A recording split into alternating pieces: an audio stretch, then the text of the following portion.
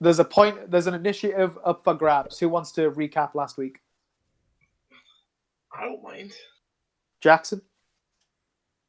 Well, our three adventurers met each other in a tavern, having separate conversations. I believe all three with the bartender, with then, I believe, four mysterious figures coming from different entrances, not from the stairs, and leading to a fight, eventually leading to the capture of one who is interrogated, and we found out that there is this god of trickery basically trying to get us killed. Yeah, that's about it. Add a point of initiative to your little tracker. Not initiative, inspiration. That's what I meant. Yeah, so at the end of last session, you guys all were awarded a free night stay at the Elf Song Tavern in the lower city of Baldur's Gate. And you are told that if you guys want to come back any other night, it's going to be half like the regular price, just like as a thank you for helping protect the staff and like the establishment. So you went to sleep in your rooms at the end of last session. Ellis, you stayed in the nice, fancier suite that has its own like private dining room. It's got like nice framed paintings of ships. The bed has like curtains on the side, so when you go to bed, you can draw the curtains. It's very fancy. So that Eartha, you were in that room. Jess and Jackson, Anya and Samara, you were in the kind of plainer suites, just like simple, still nice bed, not nice beds, but cozy. You got to sleep fairly easily, especially after being tired. Before you went to sleep, we'll say you also attuned to the magic items you gained at the. If you want to, you don't have to if you don't want to, but if you would like to have, you did attune to the magic item you gained from the combat. So yeah, the night passes uneventfully. You gain back all the hit points and spell slots you lost during the fight, and anything else you might have lost. Could everyone make a? So we'll see who wakes up first. Could everyone make a Constitution check? So roll the 20 and add the big Constitution modifier, like the main one on the left hand side. 15. 15? 16. 16. I got 4. 4. So, Yeah. Anya, you were more restless than the other two. Like you only got to sleep at like 1 a.m. And even then, you've woken up before the other two. You just couldn't get to sleep quite as comfortably. So when you wake up, it's about 9 a.m. You still got like a decent sleep. It's just you were a bit restless waking up through the night. So yeah, you're awake. You're in your room. You kind of glance out the window. It's not like torrential rain like it was last night, but it's just past midwinter, kind of chronologically speaking, in the game. So the sun has only just risen like an hour or so ago. So it's kind of this nice dawn. There's kind of splattering of rain on your window, so it's quite a nice view as you see like the people going to work on the cobbled street below. Not many people out and about, but a few here and there, and you can kind of see the sun just in the lower part of the sky, off in the distance. So you get up. I'm guessing you get dressed, put your stuff on. What would you like to do? Are you gonna like hang around in your room, or are you gonna head out? I'm going to head out my room and see where Samura and Eartha are.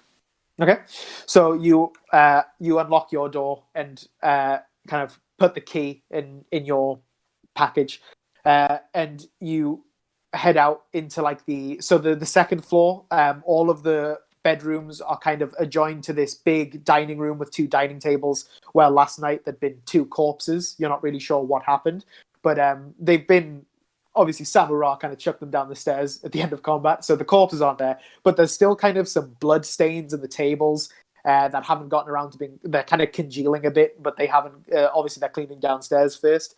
And you see you don't see Samura or Eartha. You take it they're still asleep in their rooms, but you see this not elderly man. He's not like an old man, but he's an older man, quite thin and gaunt. and kind of scrawny looking, and he's got like this scratchy stubble, like dark grey stubble. Not much of a beard. It's purely stubble and like very thin cheekbones. It doesn't look like he eats a lot, and kind of like thinning grey hair. And he's kind of just sitting next to one of the blood pools, kind of eating some bread. And as you walk out, he kind of like gives you a little hand, and he says, "Are you one of the people that were in that fight last night?" Yes, it was a bit of a bloodbath. And he kind of looks down at the blood pool. And he says, "Hey, looks like it." Well, and he puts the bread down on the dining table, and he stands up and brushes some of the crumbs off his person. He walks up to you, and he kind of sticks out a very gaunt, like thin hand. He's like, "My name's Sapling."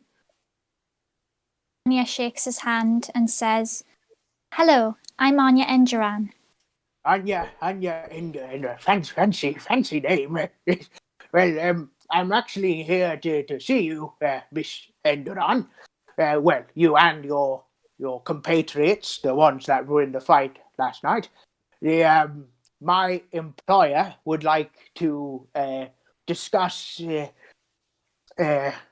business with the three of you. It was three, correct? I haven't heard anything about that, but I guess I would have to wait until my fellow mates are awake. Very good. No, I understand. We can wait if you want, or we can wake them if you like. Well, Happy to sit here and talk with you if that's what you would like. of course, of course. And he kind of he motions at the seat, and then he realizes like the bit he's pointed at is like thick with like this slimy blood, and like you see like a bit of intestine like to the floor, and he goes like, "Perhaps we should sit downstairs." Would be best. Very good. And he kind of stomps downstairs. Do you follow him? Yes. So as you go downstairs, you see Schooner, the half ogre bouncer. She's kind of fallen asleep at one of the dining tables. She's like loudly snoring, like very heavy, like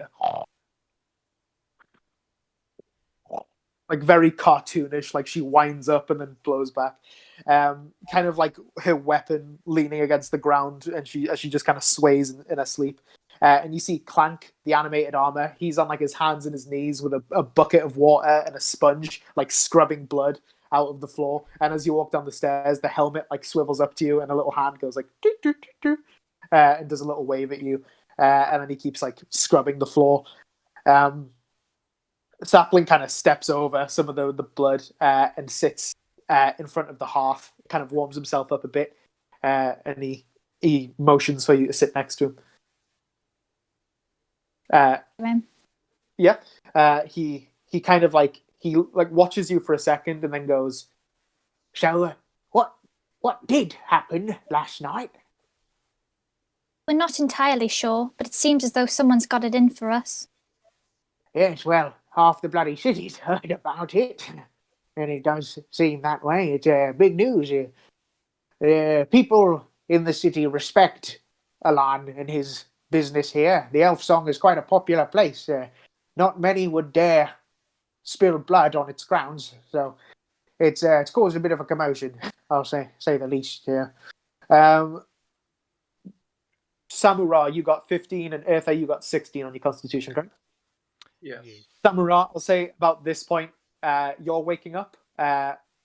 What would you like to do as you wake up? I'm getting like put on your robes. You see a very your room is like your room was adjoining Anya's, so your windows were essentially like side by side. So you see the exact same thing. A little bit of rain, early morning sun, people going about their day on the cobbled street outside.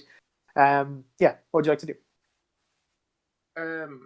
So I'll step out into the corridor. I'm assuming there isn't a second person out there. I'm assuming it was just most likely the Yeah, he was the only guy up here, and now you don't see him. This is more what you were expecting. You were expecting a quiet scene. Can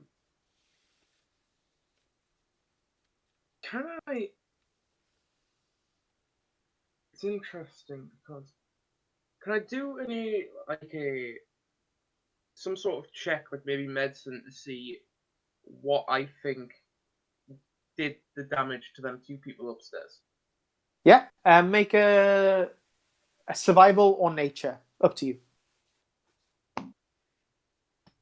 Okay, oh no. Yeah, that's a 7. 7. You don't. You can. You're at immediate glances, kind of also recalling the wounds you saw on the bodies. Obviously, the bodies aren't here anymore, but you have the memory of them, and also kind of the. You can kind of see almost the outline of where the body was because of like how the blood pool like couldn't get underneath them, obviously where they were lying. So you kind of like spend a moment thinking and also examining the crime scene, and you can't think of an exact creature, but it just same as last time. It looks monstrous. It doesn't look like it. One of the corpses looked physically like something had pulled it in half. Like it looked like something, and it looked like it had claws, whatever it was. It looked not. It looked bestial at the very least. Like it looked like this primal like creature did the damage. I think I'll like shyly squander downstairs and probably sit at the bar because I know the barkeeper and cast detect magic, and I just want to know. Obviously, I know Clank is, but like just all magic in the room. Cool. Before we do that, Jess, is there anything you think you would like to talk to Sapling about before Samura comes onto the scene, or? Yes. Yeah. Did you stay here last night? Me? Goodness no.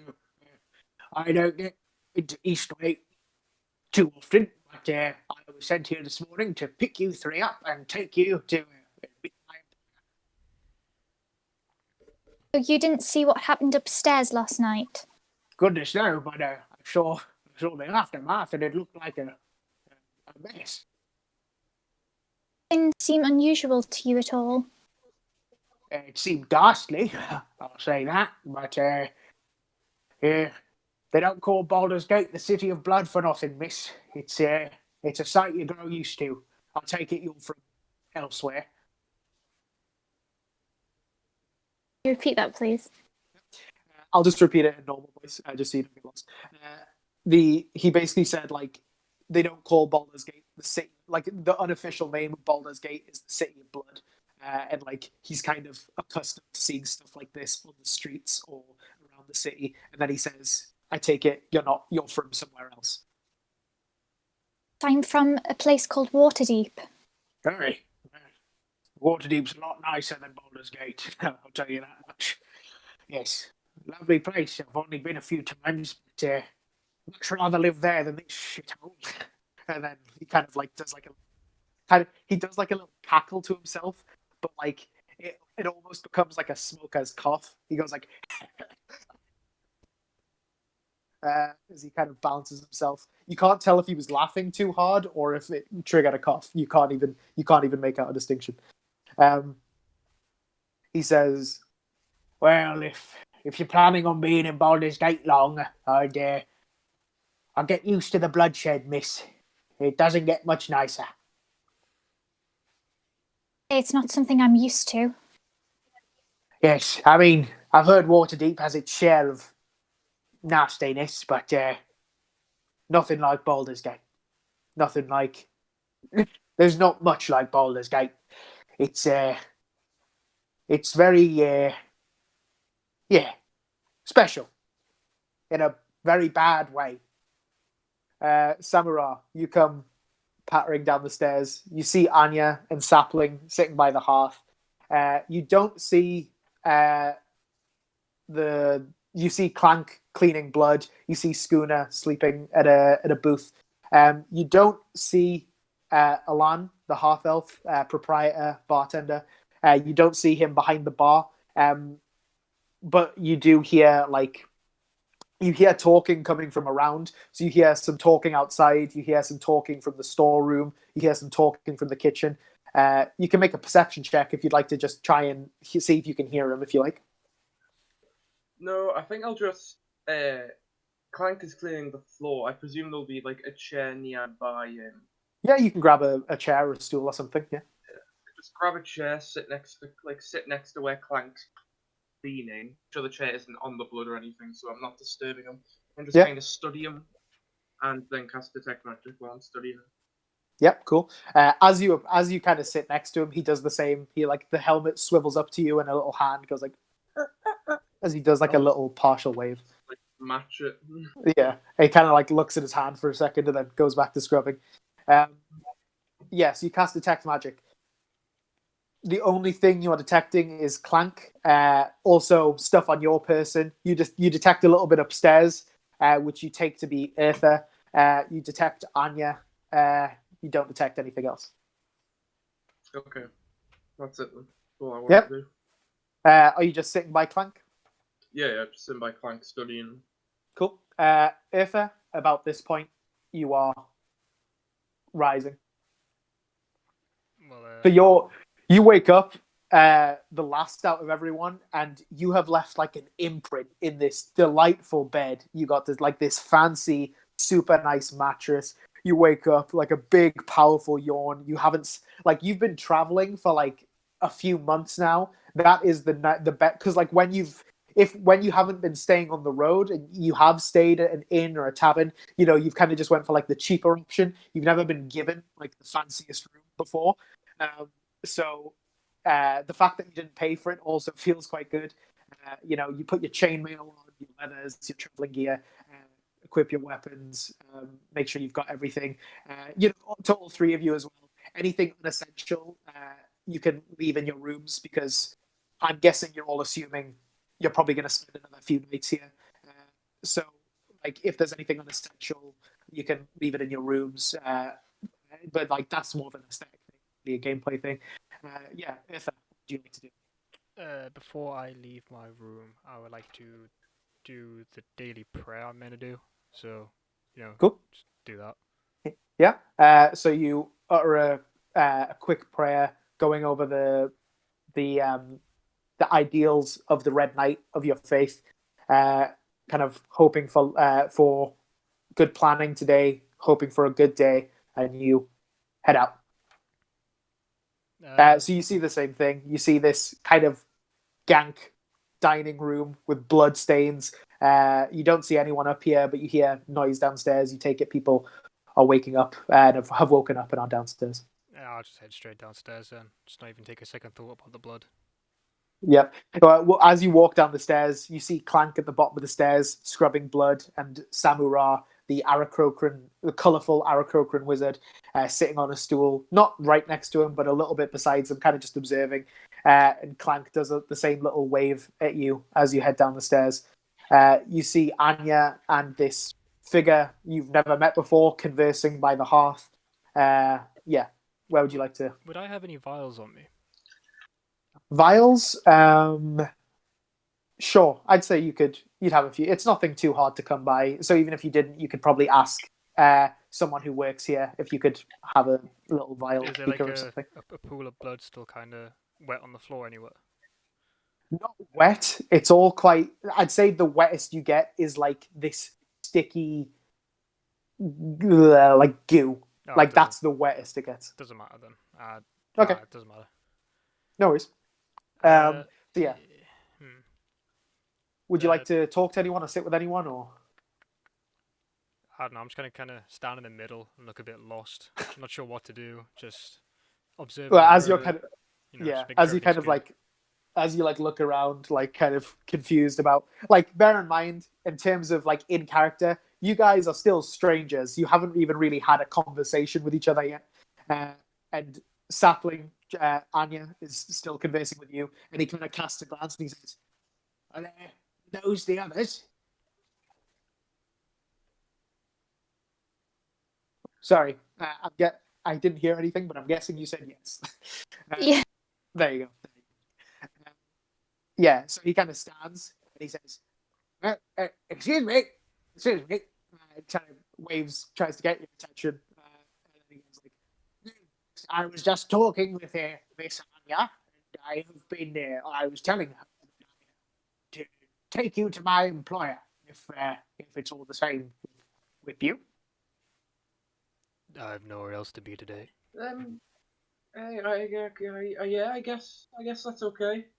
He kind of does he kind of like straightens his back and kind of stretches a bit. And he goes, honestly, I expected a little bit more resistance or at least questions, but I like your attitude. And he kind of straightens. Yeah, Miss Enderan.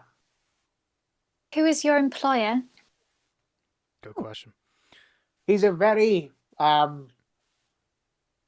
well-to-do man here in Baldur's Gate. I'll say that much. He's a big player in the city. His name is? Names are a difficult thing. You can see he starts rambling. He's avoiding the question. Can I quickly jump up and fly and land both my feet onto his shoulders and kind of, as he keeps There's talking not more enough and more- room for you to fly that high in here. Okay, never mind then. You want to are you still coming over? No, I'll just kind of stand and watch. Okay. Yeah, he keeps rambling. Names are. You wouldn't know him. You're not from around here. He's a. Yes. Are you ready? As ready as I will be. Sure, Very why good. not? Well, he's arranged for you to have breakfast with him at the Smiling Boar in Bloomridge. So I'll escort you there, and you can enjoy a breakfast with my employer. And he does a little curtsy. It's not too far, but yeah, come. And he kind of walks over to the door and waits for you to follow. When you do, leads you out into the street. So Eastway, as a neighborhood, Eastway is the neighborhood inside the interior wall that gets the most foot traffic. It's where the majority of travelers come from. So it's kind of it's getting busier as you guys are heading out. A lot of people from outside of Baldur's Gate, like yourselves, stay in Eastway, probably spend their entire stay in Baldur's Gate in this one neighborhood. Bloomridge, as you kind of walk through this, well, actually, is there anything else you want to ask about? This. So he introduces himself to all of you as Sapling. Is there anything else you'd like to ask him about, or are you having a silent walk, or would you like to talk to each other? I have a question, but I'll let Jackson go first. I think everyone wanted to say something, so Jackson, we'll start with you, then we'll do Ellis, then we'll do Jess. So, Jackson? Can I ask him if he knows anywhere I can get copper wire? Yeah, copper wire. Not, no. Are you still there, Jackson? Yeah? Okay, it just froze for me for a second. Right. Copper wire. He kind of he looks around a bit and he says, yeah, Eastway should be quite good for it. Yes. Is that for your spell components? Yes. So I take it you guys all have spell components you would like to gather, yes? This is how pretty much we're going to do it. Everything that doesn't have a material cost, so a lot of the times you'll see a pearl worth 100 gold pieces or something like that. Everything that, pretty much everything that doesn't have a material cost, you're able to gather off either just plants growing on the side of the street, or vendors just flogging their wares just to people as they pass by. I'll say you can gather pretty much all of the standard material components. Obviously, not jewels worth a certain amount of money. Nothing worth a value of money, but everything else, I'll say you managed to gather. So rub off 5 silver pieces. So at the bottom of your sheet, there's an SP in the little equipment section. If you subtract 5 silver pieces, and that'll cover you all getting all of your material components that don't have a strict monetary value. I didn't realize how much money I had. Yeah, you guys are, you're level 3. You have a fairly decent amount of money accumulated already from your journeys to this point. Someone say rolling in it. Rolling in it completely. So all of your spells, you can cast all of your spells for. Like, I'm not going to keep like exact track of it. We'll probably just say in like, after a certain number of sessions, I'll be like, okay, you guys are probably running low on equipment or on material components again, unless you guys keep on top of it and you're like, oh, while we're here, can we stock up and blah blah blah. So yeah, Jackson, do you have anything else? No, that's it. Cool. Ellis, My what would you question like? was literally going to be, where can I get these components from? Then that's fine. Jess? Did you say that Clank was the owner of the bar? Clank is the suit of armor, the bouncer. The owner of the bar is a half elf called Alan. And where is he? You didn't see him there. You didn't see him in the tap room. But you can try and look for him before you go if you like. I want to look for Alan. Yeah, sure. So you kind of say to Sapling, like, oh, hold on 1 second. I'll just be 2 seconds. And you kind of run around looking for him. And you kind of open the kitchen door and you see him talking with one of the chefs in there. They're just having like a laid back conversation. You feel comfortable like interrupting. Yeah. Alan, may I speak with you a moment? He glances over at you. Yeah, of course, yes. I'll be back in just a jiffy, Valshim. And he kind of walks over at the door and opens it wider and walks out into the tap room with you. What can I help you with, Miss? I don't think I caught your name. Engeran. Anya Engeran. Anya Enderan. Very good. What can I help you with? I was wondering whether you would be able to tell me anything about this man called Sapling. Sapling. And he can't, like, as he says the name, and he kind of like leans back, like kind of stands tall, and he sees Sapling over at the door, and he kind of does like just like a knowing look at him as he kind of says his name, like, Sapling. Yes, I know Sapling. What's he reeling you into? That we are to see this friend of his that wants to meet us for breakfast. Sapling is I don't want to pass judgment. You have to understand, Miss Enderan. Baldur's Gate is not the nicest of cities. So when I say the word criminal, it doesn't necessarily carry as much weight as it might in other cities because, as you saw last night, the guard force here is less than stellar in their own right. So Sapling runs with an organization called the Guild. He's just a lowly thief, but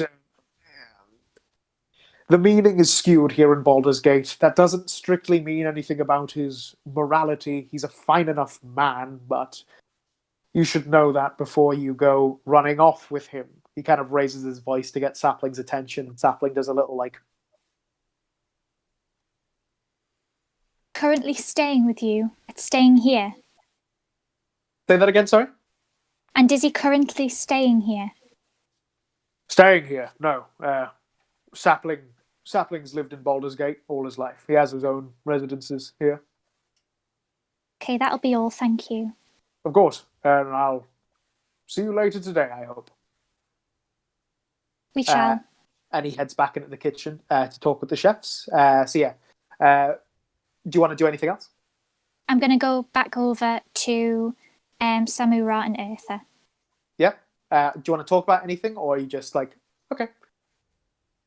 I want to take them aside just for a few seconds and just say, we need to be weary of this one. Yeah.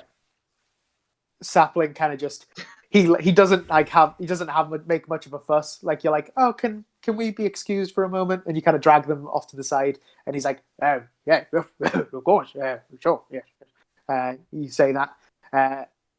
You join back up with him, and he says, very good. Well, let's go get some breakfast. Yes. And he walks out onto the street. You following him? Would you guys like to have any? Obviously, you guys are strangers at this point. Are you guys keeping to yourselves, or would you like to talk about anything in character while you have some downtime walking from A to B? I'd like I to get think to know I'll. Very good. Ellis, I heard you first, so Ellis, you can start. I just want to ask general questions like, what's your name? Why you in Baldur's Gate? How much money you got? That kind of a thing. Angled. Samura. I wanted to be 40 foot in the air, just flying above, keeping to myself. As you start to fly, sapling will reach out for you and go, I wouldn't do that, mister. Why? Well, people will tend to get unnerved if they see a 7-foot tall bird in wizarding robes flying above their city. Okay. Yeah, I'll just kind of stand at the back of the pack, just kind of walk. He exerts a minute. So, are you guys? So, Eartha kind of makes polite conversation, asks you your names, where you're from. We'll just go around order. Anya, how would you like to respond? Well, my name is Anya Enduran. I am from Waterdeep, and did you ask how much money I have? That was a joke. You don't have to Okay. answer that. You can choose whether you find that alarming or charming. That's up to you. Samura, how would you like to respond? I'll say, and my name is Samura. I'm just kind of looking around for some new spells. Kind of what I do. And then afterwards, I'll say that out loud, and then I want to cast message, just straight to him, going. And I have I'm gonna say my exact amount of gold with message, which is 140 gold. Eartha's hairs stand on end. And he licks his lips as he sees the throbbing coin pouch dangling from Samura's belt. Yeah. So as you're kind of you notice a distinct change as you're walking from between the neighborhoods of Baldur's Gate, even though you're still in the lower city where not like the homeless population live, or not necessarily homeless, but the very poor population, they live outside the city walls. The lower city is just kind of like the middle class. But you still notice very distinct differences between the neighborhoods. So as you enter Bloomridge, you find that there's kind of rooftop terraces and gardens, and the people here, they don't look wealthy, but they look wealthier than the people in Eastway. These people look like a middle ground between the aristocratic upper city and the middle class lower city. They're just kind of this bit of both worlds kind of spliced together. And yeah, this place is very nice compared to Eastway. There's flowers and plants in windowsills. Like I said, terraces, rooftop terraces and gardens. There's a lot more color here, especially it's not raining anymore. It's not necessarily it's not cloudy, but there are clouds. The sky is, you can see the sky. It's blue, but there's a few clouds here and there. It's not necessarily a nasty day, but it's quite cold. Like I said, it's just past midwinter, so there's still a chill in the air, and you see this sapling leads you to this place. There's a sign of a grinning boar mounting a sow in an inappropriate way, with the words "the smiling boar" written in italics underneath it. You can kind of see this establishment. The building it's in looks like it used to be a tavern, but it's been renovated and changed into this kind of fancy cafe breakfast bar place. There's an adjoined kind of roofed what's the word? I'm missing the word. This veranda where you can sit outside at the nice little dining tables, and you've kind of got a view of the harbor on the river. And yeah, he kind of he kind of like he goes to lead you inside, but then he notices a man sitting out on the veranda, kind of who has like a mug and a mug and a menu kind of on the table, and he takes a drink out of the mug, and as Saplings open the door, he goes like, he's over there on the veranda, and he kind of closes the door again, and he leads you over to the veranda. You see this man. He's kind of got slicked back, darker hair, shaved at the sides. Kind of this nice, finely, like almost handlebar mustache, and kind of like almost kind of goatee.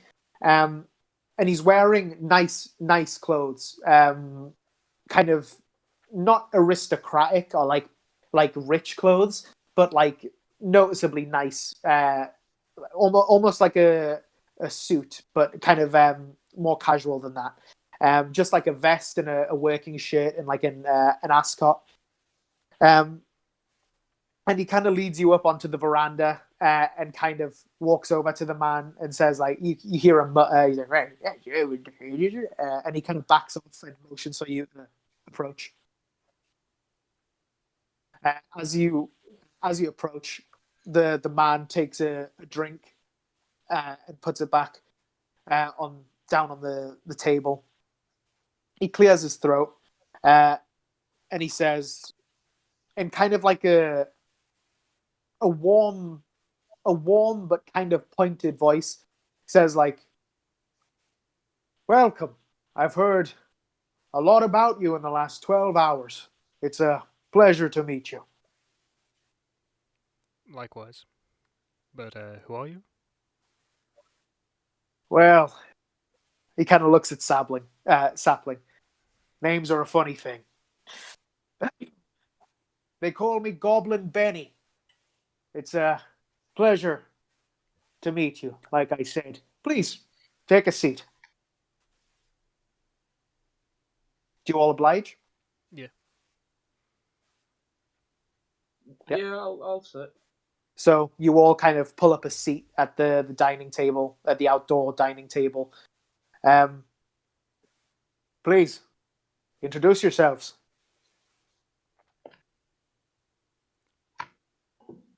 So, my name's Samura. Just, why have you called us here today? We'll get to that. Thank you, boy. I said introduce yourselves. And he looks at the other two. I'm Anya. Eartha. Very good. Like I said, Goblin Benny in the flesh. Now, I don't talk business on an empty stomach. And he slides the menu across the table. Pick what you'd like to eat. It's on me. So if you look at the menu, you see kind of there's kind of this theme that like kind of vaguely inappropriately named breakfast dishes seems to be the thing they're going for. So you see there's kind of standard morning drinks. So you've got like your milk, orange juice, other juices, coffee, tea. But then food, you've got kind of some different breakfast dishes. Sow's Delight, 3 pigs in a blanket, corkscrew sausage. You don't necessarily get a lot about what that means. Like you can kind of assume what most of it is, but you're not really exactly sure. So what food and drinks would you guys like? I'll go for the 3 pigs in a blanket and a coffee. 3 pigs in a blanket and a coffee. Very good. Samura? I think my guy would just kind of get a bit, like, because he wouldn't understand what half it is, so I think he'd just kind of go if meeny mo and just kind of end up on one of them. Oh, so he just says a random one. Yeah. I'll say you just copy whatever Eartha says, so you also get 3 pigs in a blanket. Anya? I'd probably get the same and just an apple juice. Yep. So 1 coffee, 1 apple juice, and 3 pigs in a blanket. You could have, yeah. He kind of loudly clears his throat, and from inside, this little halfling woman kind of this very cute halfling lady, very bright ginger hair, lots of freckles, probably only about 4 feet tall, kind of dashes up with a little notebook. She's like, What can I get you? And she scribbles it down as Goblin Benny recites it. 3 pigs in a blanket, 3 pigs in a blanket again, 3 pigs in a blanket again, apple juice and a coffee. Very good. It'll be right out. And she runs back inside the cafe, and she gives you each a nod as she looks at you. Benny leans back in his chair. Right. First of all, I'd like to hear about exactly what happened last night. All of the recollections I've heard have been secondhand, so I'd like to hear firsthand what happened. He kind of hovers his finger around and then lands it on you, Aether. You, tell me what happened. Sat by the fire, nice drink, warming up, come back from traveling. This bloke comes out of the kitchen, heard a lot of people falling. I assumed they were all dead. They weren't. He then proceeds to attempt to attack me, so I attack back. I did better. They did better. And then worst comes to whatever worst is, and what was it? 4 or 5 dead, 1 alive? 4. 4 dead, 1 alive. There you go. Well, 3 dead, 1 alive, 4 total. All of my sources did confirm that you managed against fairly impressive odds, which is one of the reasons why you're here today. You've caught our attention, and if you're up for it, I've got a job for you. What's the job? Well, I say I've got a job for you. That's misleading. I can't give you details, but I do need you to agree. It's nothing strictly illegal. He kind of looks around. The line's a bit frayed in Baldur's Gate. But if that's against your creed or anything. But if you're interested, you can meet my associate in the upper city tomorrow, and she will tell you more. But he kind of leans in. If you do agree to help my organization, just a pause sec. Is the rain very loud? No. Is that the same for you guys? Can you hear that as too loud? I mean, I can hear it crackling, but I can still hear your voice. Okay, cool. Just before I went too far with it. If you do agree, I'll have my people, which, when I say my people, I'm referring to... he kind of stops himself. You're all not from around here, correct? Very far Yes. away. Well, here in Baldur's Gate, everything runs on the guild's say-so. I am the kingpin of Bloomridge, Goblin Benny. I represent the guild in this neighborhood. If you want to be on the good side of Baldur's Gate, you want to be on the good side of the guild.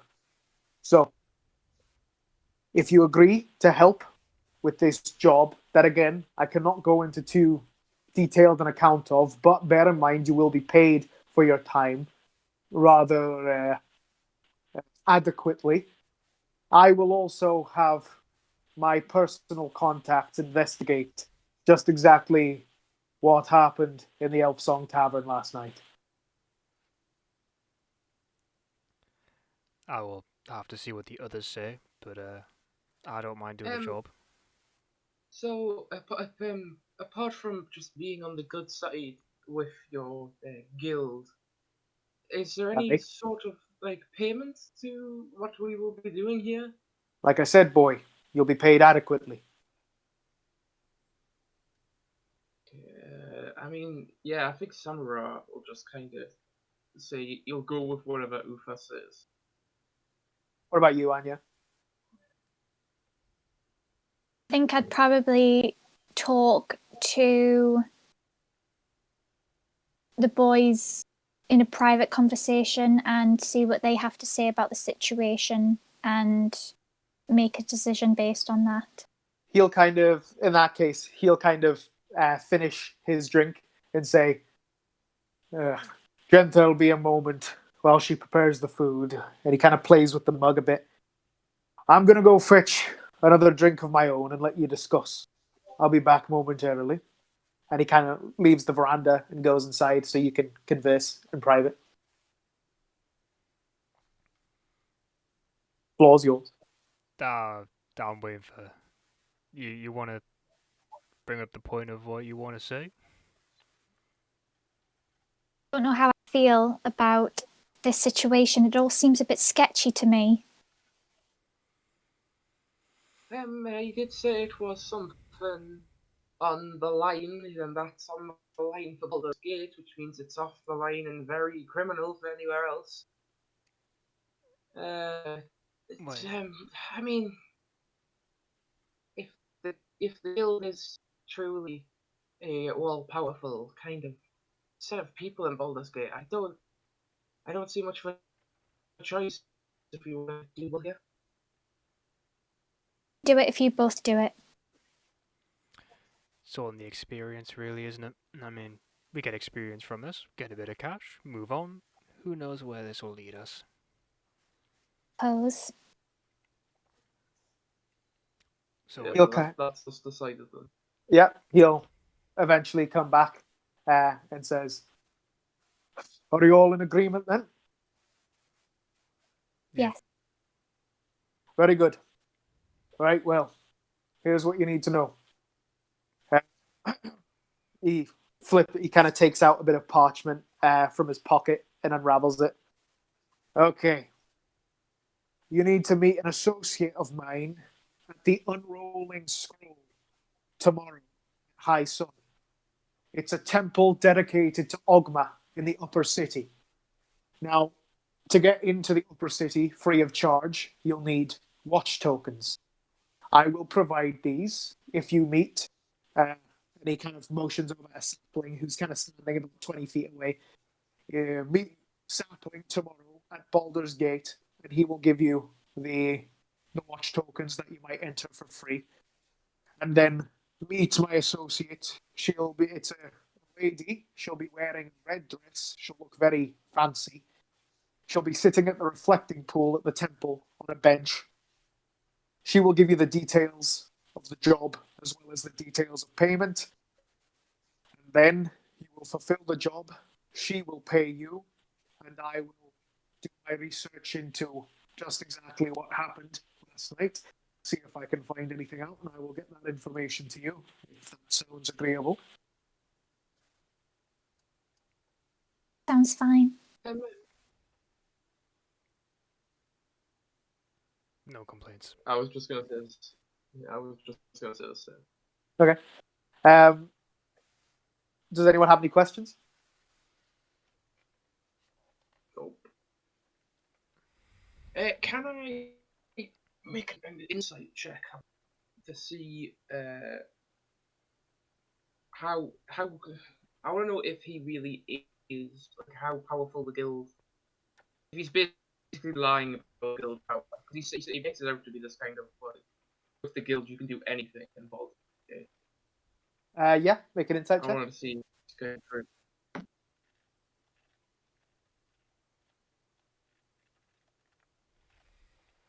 That is 14. 14. He sounds. I mean, you haven't been in Baldur's Gate very long, but he sounds like he believes it at the very least. But you haven't heard of the guild. They only operate in Baldur's Gate, so this is your first running with the name. Yeah. Would any of you like to ask what exactly he meant by meet sapling at Baldur's Gate? I'm assuming it's one of the gates. Very good. Yes, then I will give that to you for free. Eartha, you know Baldur's Gate is the largest, not necessarily the largest, sorry, the oldest gate in between the lower city and the upper city. Basically, the upper city's walls were the original city, and then the lower city is later. So yeah, Baldur's Gate is kind of the central gate. And some of the other gates in the upper city, only the aristocrats, the patriarchs, can use. So I'll say you know the general location of it, and you can sapling tomorrow, the late morning before you meet this other person. High sun. High sun is about midday, so 12. Can you repeat the last like 2 minutes of that? Yes. What about? There, you started off good, and then you got to talking about the gate, like just after the gate, and then it just Well, cut. that's fine. So you know where Baldur's Gate is. You feel comfortable navigating your way there based on maps you've seen, based on experience in the city. So so you know you have to meet Sapling there in like the late morning so that you can pick up the watch tokens, one for each of you. Then head through Baldur's Gate into the upper city, find this temple to Ogma, the Unrolling Scroll, and meet uh, another guild representative there who will tell you about the job, tell you about like payment and all that. Yeah. All right, that's doable. About this time, the halfling kind of comes back with the plates of sausages and bacon and puts them each in front of you, and a corkscrew sausage for Betty. So, if coffee, the mug is like a pig's head, like a ceramic pig's head, and the orange juice is just the apple juice. Sorry, is just like a nice glass that she puts in front of you, Anya. Is there anything else you'd like to inquire about? Finish what you eat. No, I don't think so. Nothing I want to ask. You got anything, Jess? I think that's all the answers we're going to get out of this man because he seems to be dodging a lot of the questions. So I think that's all the information we're going to really get. Fair enough. He'll kind of ram his down and finish his second drink. And then he stands and claps his hands and he waves to Sapling. Right, well, if we're in agreement, you know what you're to do. Meet my associate, meet Sapling at Baldur's Gate, late morning. Then meet my associate at the Unrolling Scroll. She'll fill you in on the rest. Then he kind of glances looking around. The owner of the cafe, she mentioned wanting to speak with you as well. So I'll leave you to talk to her. Have a pleasant day. You too. And he meets Sapling, and they walk off. At some point, the halfling finds you. Hi. I hope the food's to your liking.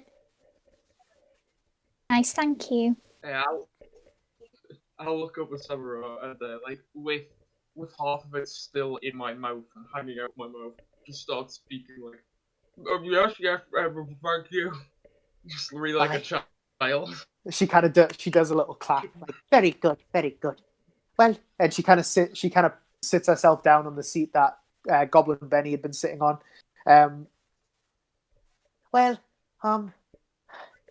There's I heard about what happened at the Elf Song. You three sound very capable, and so I thought it would be best to ask you for a little bit of help. A friend of mine runs a shrine here in the lower city. He's called Brother Hodges. He runs the Shrine of Ilmater over in Heapside, and he's had a little bit of he's had some issues. Some sort of monster, some sort of creature has moved into the crypts of his shrine, and he desperately needs somebody to go and, well, get rid of it. And now they're not well off. The Shrine of Ilmater, they kind of see to the deceased of the city's poor, so they don't really make a lot of money. They probably they won't be able to pay you in money, but if you help him, I'll be able to pay you. Who is it we're meant to go see again? His name's Brother Hodges. He runs the Shrine of Ilmater in Heapside, in the lower city.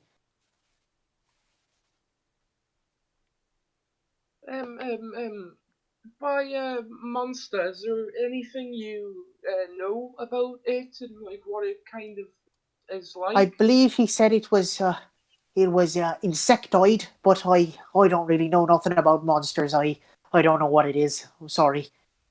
Is there anything I would know about insectoids? Any growing? Make a nature check. Oh, that is a I'm really bad at this whole looking at stuff. 9. 9. You know, like you can picture a few insectoid monsters that you've like seen drawings of in books, but you can't think of an exact one that like not based on what she's told you, like subterranean and insectoid, none like stand out. Yeah, right. Anyone else like to ask anything? Can I make the same check as Jackson? Yeah, sure. Jess, you can as well if you like. Okay. Which one's that? The nature check. Yeah, roll 20 and add nature. I got 13. 13?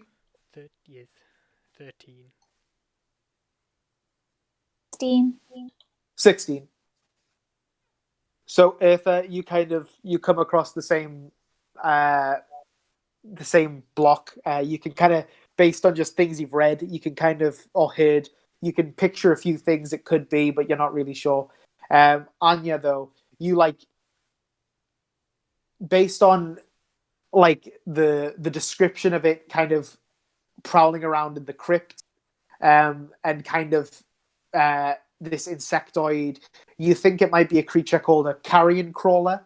It's kind of this, or like almost like large, like not huge, but like about as big, if not a bit, about twice the size as a person, kind of like fat centipede creature, that are like subterranean and they like slink about in the darkness. You think it's probably one of those. Great. Was a carrion. Carrion crawler. So a carrion is like a dead body. So a carrion crawler is like this creature that like feeds on dead things. It's just kind of like a scavenger creature. So it kind of makes sense that it would have moved into a crypt if it had the opportunity. I'm sure we could give it a check out. What sort of payments were you? Of course. She kind of looks around. I could give you how about 15 gold pieces? How does that sound? Reasonable. I'll turn to Ufa. Just agree whatever Ufa says. Yeah, It's good. are you in agreement, Anya? Fine with me. 15 gold pieces. Hi. I mean, you three seem very strong based on all the stories that are flying around about last night. So, yes, please help as quickly as you can. If you could do today, that would be much appreciated.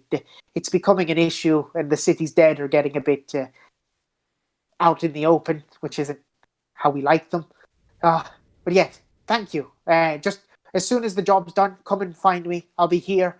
Or if it's later on in the night, just knock and I'll give you the money as soon as you're here.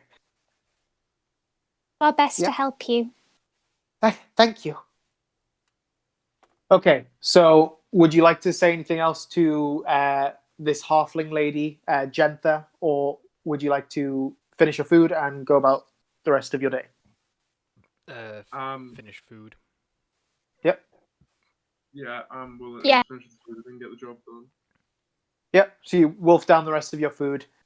She says thank you many more times and then goes back to work, collects your dishes when you're done. Yeah, so you walk off the veranda. Would you like to head straight to where she was talking about, or is there something else you'd like to do before then? So it's probably about getting towards midday now. It's probably about 11 a.m. You got anything to do, or we're going bug slaying?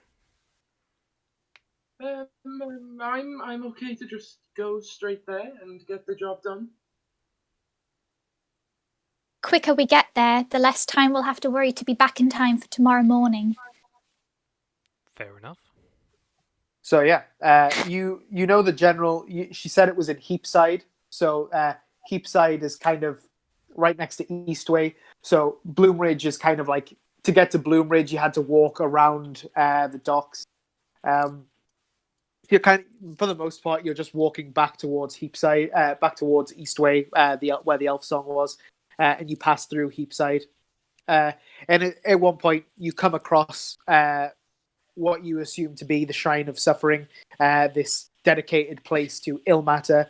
Could you all make religion checks? Being a cleric and it being religion, do I get advantage? I'll say yes. Thank fuck. 17. 23. 17, 23, Much better. That is an 18. 18. Okay, yeah, I'll say you all know. You're all quite aware of Ilmater. Ilmater is the so Ilmater. Ilmater. He's the god of like martyrdom, like of sacrifice, and yeah, he's like the god of suffering, sacrifice, kind of the downtrodden. Yeah, he's that. He kind of represents all that. You see, kind of the shrine itself is just a simple stone like altar, really.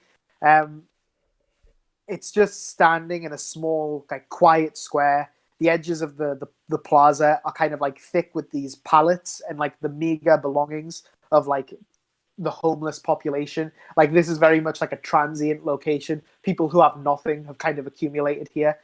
And you see a few halflings, 3 halflings, one of which is an older, and 2 look to be similar aged, and they look quite similar. You think they're probably siblings, brother and sister.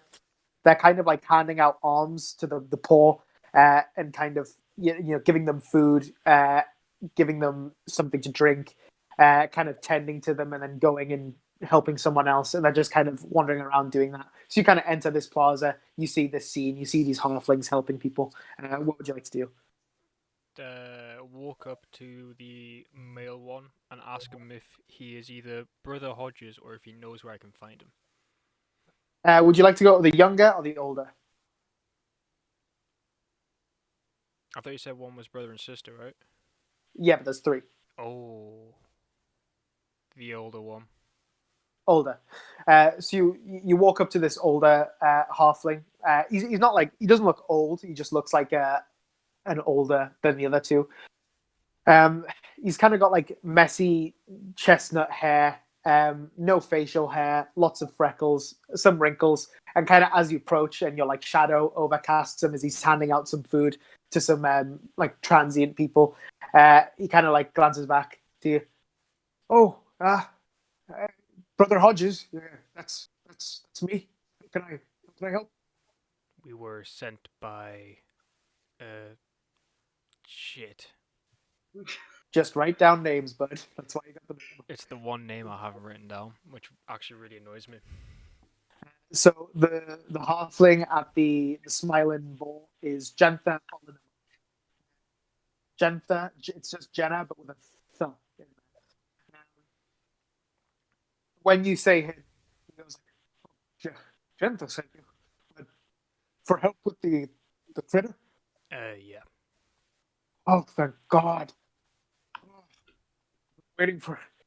It's been a week since I asked the Flaming Fist for help, and they've done nothing. Thank you. I can't afford to. I'll be honest. I can't afford to pay you. If you do take care of it, I can offer you free. Me and my children. And he kind of motions to the other 2. They're still adult halflings. They're younger than him. We can offer you free healing whenever you like. But also, if you kill the creature, I'm sure you can find someone in Baldur's Gate to sell its bits to. Don't worry. Payment's already been arranged. Thank you. Sincerely, thank you. He motions to the small stone altar, and now that you've kind of moved a bit, you can see there's like a space behind the altar. It's all, you think it's like a hole with like ladders, but you notice it's actually like it is a gap in the ground, but it's just a very tight staircase. And he says, that leads down to the crypts. That's where it is. The crypts are a bit winding, but you can find it down there. You should be warned that it got in there because the crypts at several points intersect with the sewers. That's, as I say, how it wound up in there, I'm assuming. But they're a bit the crypts are a bit disorienting, so you should be careful to keep track of where you're going, as not to get lost. Can do that. Yeah, he thanks you again. Is there anything else you'd like to say to anyone, or would you like to head down into the crypt? Can I try and ask him, because I know Anya knows, but can I try and ask him a couple of questions about it and about what he saw, so I know, like, what it exactly is as well? Yeah, sure. So yeah, go. Talk away. This critter you speak of, is there any more? I know it's an insectoid, but is there any more defining features you could tell me, just so I know more what we're going down for? I'm not much of a monster hunter, but it's got massive chompers, mandibles, and tentacles coming out of the front of it. It's disgusting. As he kind of recounts it, make a nature check.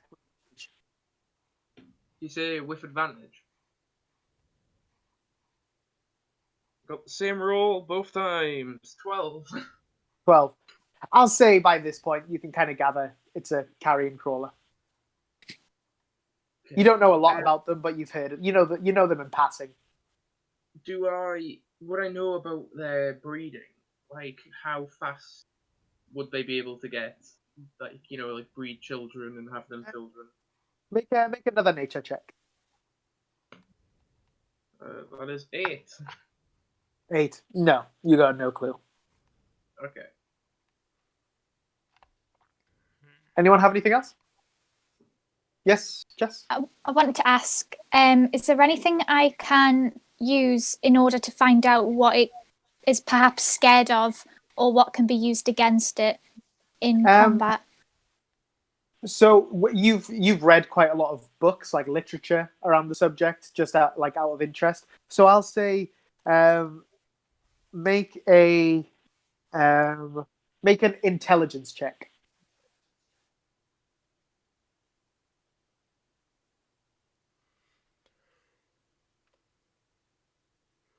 11. 7. No. 11. Oh, 11. 11. No, still. No. You actually, I'll give you. It's above 10, so I'll give you. You know that it doesn't have any resistances or immunities. It also doesn't have any weaknesses. It's kind of weaker in that respect, like where it's not resistant to anything, but it's also not weak to anything. It's kind of just a kind of standard creature. Yeah, but no, you're not sure about any of its exact abilities or anything like that. There goes my plan out the window. Anyone have anything else? No, but I would just like to light a torch. Get a torch off the guy if he has one. Yeah. So yeah, it is, as you have correctly assumed, there is no light down there. I don't think any of you have dark vision. No, because you two are humans, and do you have it? I believe I do. Well, I know me and Jess definitely don't, so... No, I do not, but I'll fix it. Don't worry about that. Yeah, so he'll if you ask him, he'll be like, "Oh, of course," and he'll give you each a torch, because obviously they have them for when they go down there. They need to strike up a torch so they can see what they're doing. So yeah, he gives you each a torch so you can make out what you're doing down there. Bear in mind, so you've got a torch in one hand. So if you pull a weapon, you're gonna have to drop something if you want to like cast a spell or something like that. I have a question about that. Yep. What kind of radius does the torch give off light? I'll say like 20. It's got a 20-foot radius of light. I want to give him his torch back and use one of the fireflies I bought earlier and cast light on my sword, so I can wield both my sword and my shield. So then I still have that 20-foot radius, but it's coming from my sword instead. How long does light last? An hour.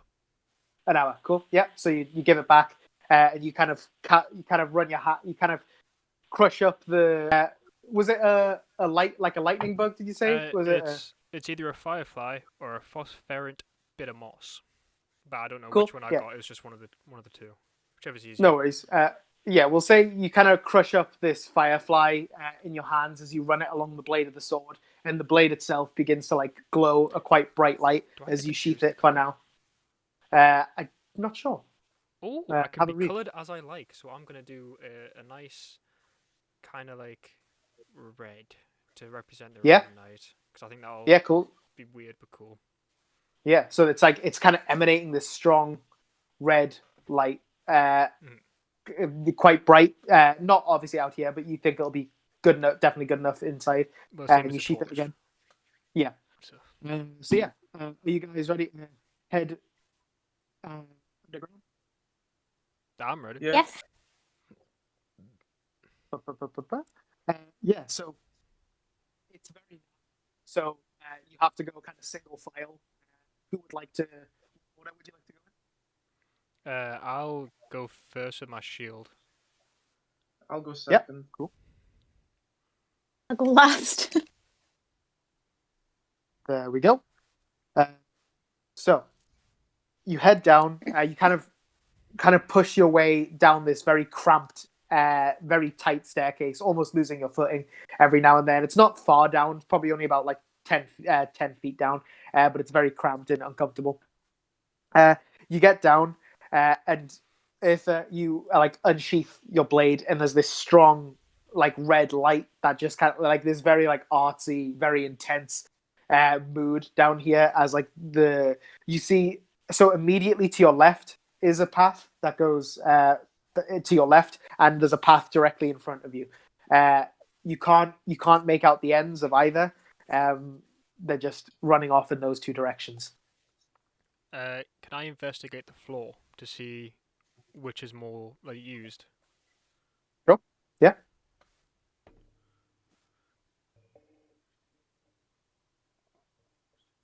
I hate how I've got a +3 and then a +5 on it. 24. 24. Yes. Yeah. So you see the path that runs to the left doesn't look like it's quite dusty and like a lot of stones cast about the floor. So you take it that way has been redundant for a little while. So you think the path that goes straight forward is probably the most viable. I would like to relay this to the other two and then ask on their opinion.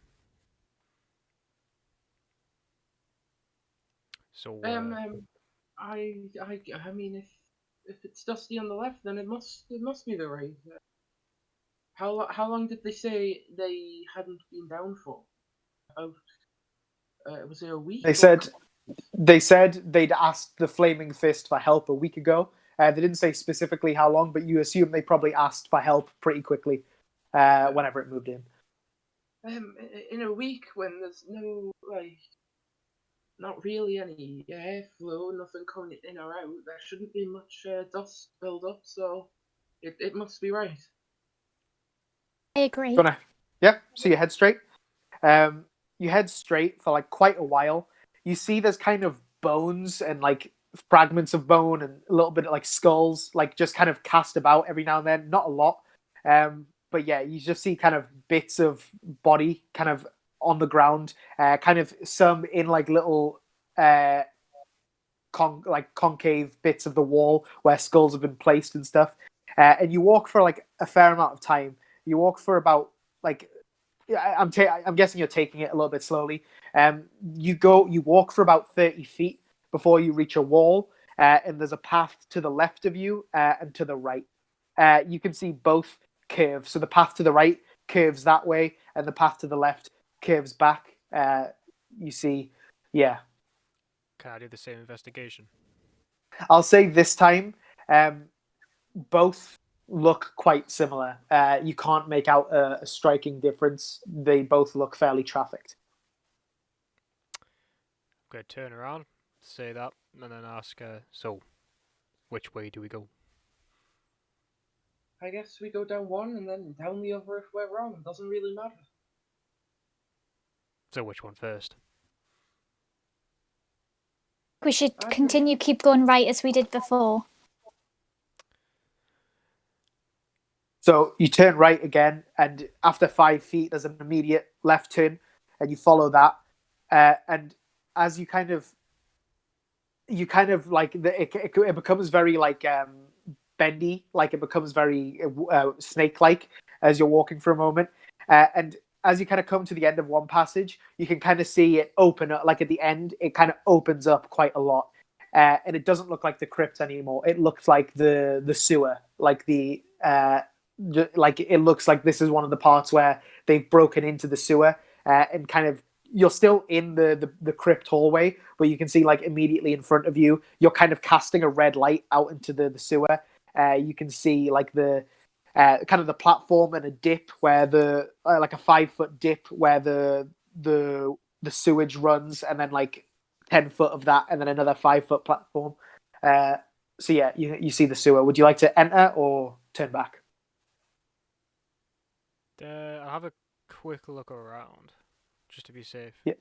So you're like peeking into the sewer? Yeah. Make a perception check.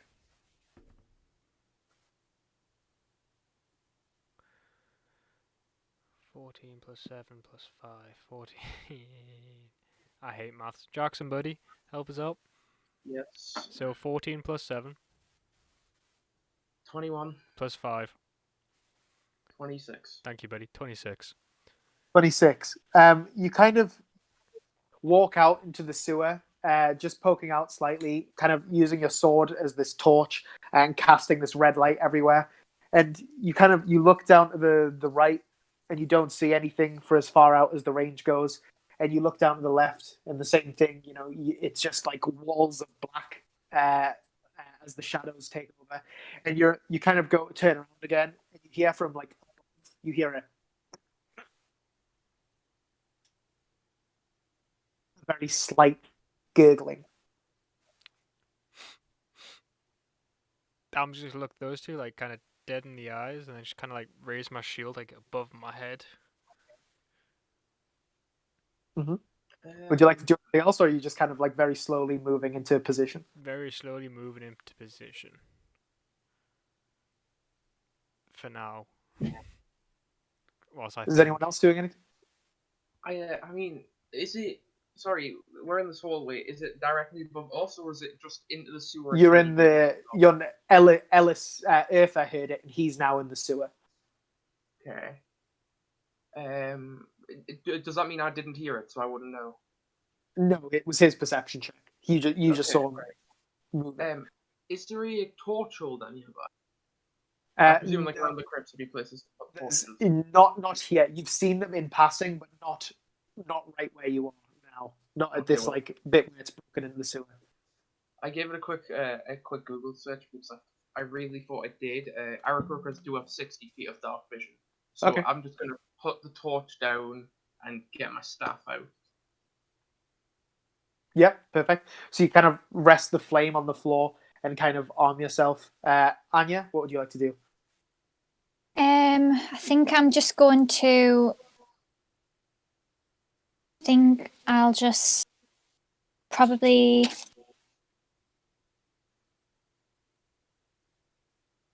Am I allowed to like disengage? So any movement I make, it wouldn't provoke any attack from the. You're not in combat yet, so like you don't have to do that right. yet. So, nothing has aggroed against you. He's just heard a noise.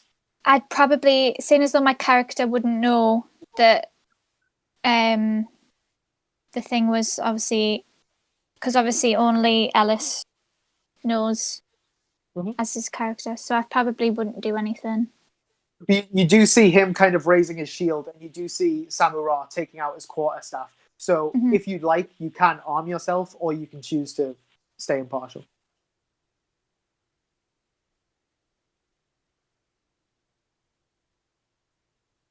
Not much I can't say like I would cast, like I would ready a spell You can because take I'm out not in combat. your instrument is currently like packed away. It's not out, so you can take that out if you like.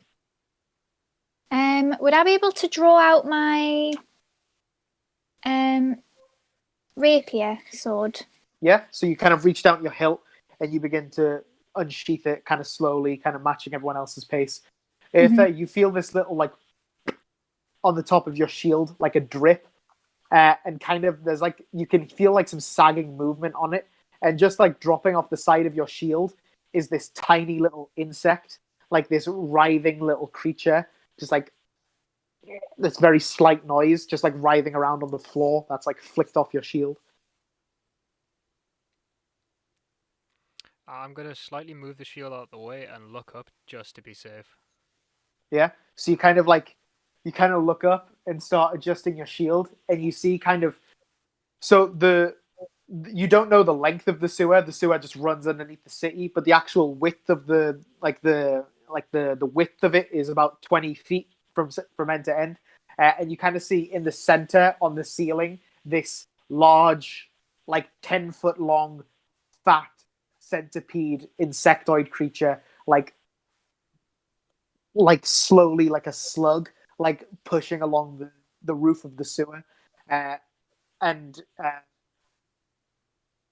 it seems to be watching you. It doesn't seem to have gauged whether you've clocked its presence yet, so it's not attacking you, but it does seem to be kind of watching you. Shit.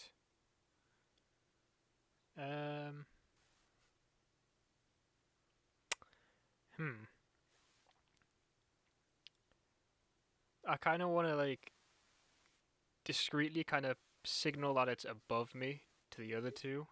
Just kind of Yeah, so you kind of like take your kind of like do a slow point, kind of obscuring your hand with your shield. You do a point up. You two can now see, like, you follow the line of his finger, and you see on the ceiling of the sewer, like this insectoid, this large creature, kind of pushing its way, kind of towards you, on the ceiling, kind of just like with its little mandibles, like pulling itself along. Is it within 10 feet of like the edge of the hallway to sewer area which I'm stood at? Not exactly, because it's also above you. Yeah. Okay, alright. I'm gonna I wanna kinda do like a little, like, open my hand from a fist and just show it like a tiny bit of like fire as I'm about to cast firebolt at this thing. But I wanna make sure that I give them like a 5-second warning before I throw it. Okay.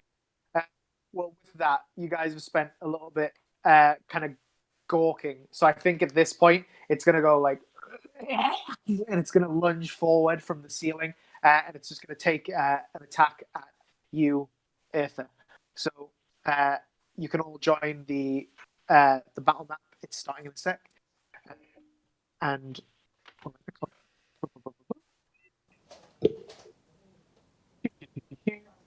so lunges to the ground.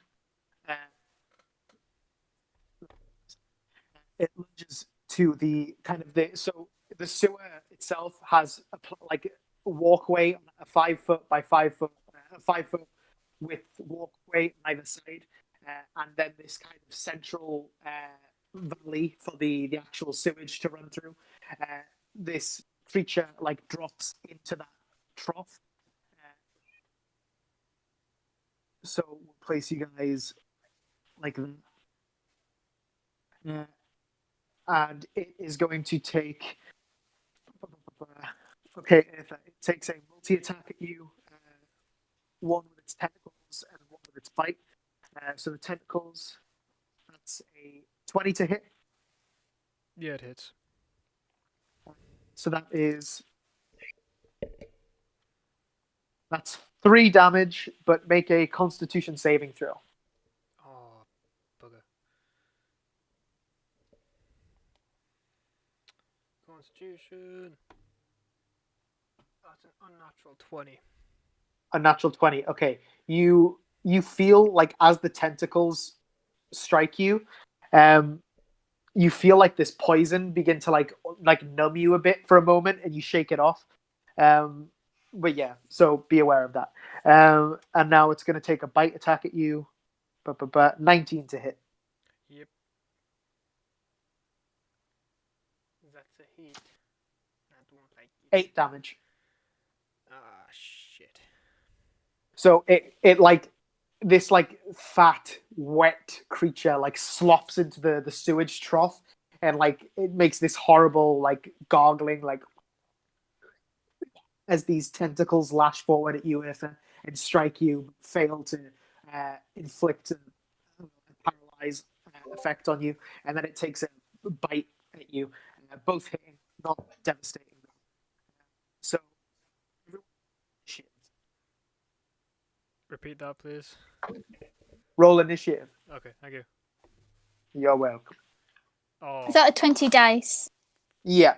And then add, yeah. 7. 12. I keep forgetting I've got a -1 to initiative, and it's annoying. 16. You have a +4 and I'm still below you. That's bad. Okay, so Anya, you are first. So you've got your rapier withdrawn, or drawn rather. This thing has just taken some attacks at Eartha, as you can see on the map. It's kind of directly in front of you, kind of rising from this ditch where the sewage is. There's sewage in there. It's kind of half submerged in it, and the other half's like lashing out at your group. What would you like to do? To can I quickly ask you something? Yeah. You know, cutting words. Yep. Am I allowed to use that on one of them two? Like, if the creature was going to attack either of them, would I be able to subtract what am I trying to say?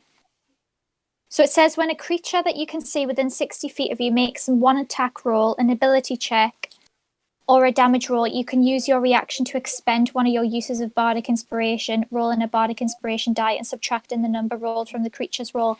Am I allowed to use that on one of them? So if the creature was going to attack one of them, it would subtract from that creature's attack roll or ability roll or whatever. So you would use that on if you wanted it. Basically, whoever you use that on, you could use it on one of them, but whoever you use that on, then does that to something else. So you want to use that on a creature because then the creature's damage is less. But On them, yeah. You can use it on the creature when the creature is coming for us. Okay. So whoever you use it on is going to be worse off. So you want to be using it on enemies. Okay. So I can use it on the Yeah. thing. Okay. Can I use that then? Yeah. So do you want it to be? Does it just get applied to the? Because obviously it's got a list of those. Do you choose which of those it gets applied to, or is it a reaction? How does that work? Says when a creature that you can see within 60 feet of you makes an attack roll, an ability check, or a damage roll, you can use your reaction. So you have to use that. So when he attacked, you go like, oh, okay, I use cutting words. So wait for it to do something, and then when it's doing it, use your reaction. Okay. So that list of it's dealing damage, it's attacking, or it's making an ability check. It has to be doing those things. Then you say it. If it's a reaction, you can't use it on your turn. So a reaction is just reacting to something that's happening. So it's outside of your turn. Does that make sense? So it's just he took a chomp out of Alice. So I thought that's how it could. That's already. You could. If you wanted to subtract it, it's just because it's been a little bit since that happened. But if you want, because now it's your turn. But I'll let you use it retroactively this time because you're still getting used to it if you want. So basically, once it's your turn, you can't go back and use your reaction. Fine, I'll just use Bardic Inspiration for Ellis. Bardic Inspiration, yeah. Yes. So Ellis, you have it. Is it a D6? Right. Yeah, D6. Yep. So you can apply that to what's the list, Jess? An ability check, an attack roll, or a save and throw. And also healing, because Jess got some free stuff. So keep that in mind. So you have one Bardic Inspiration. Would you like to do anything else in your turn? Would you like to try and move or anything? Or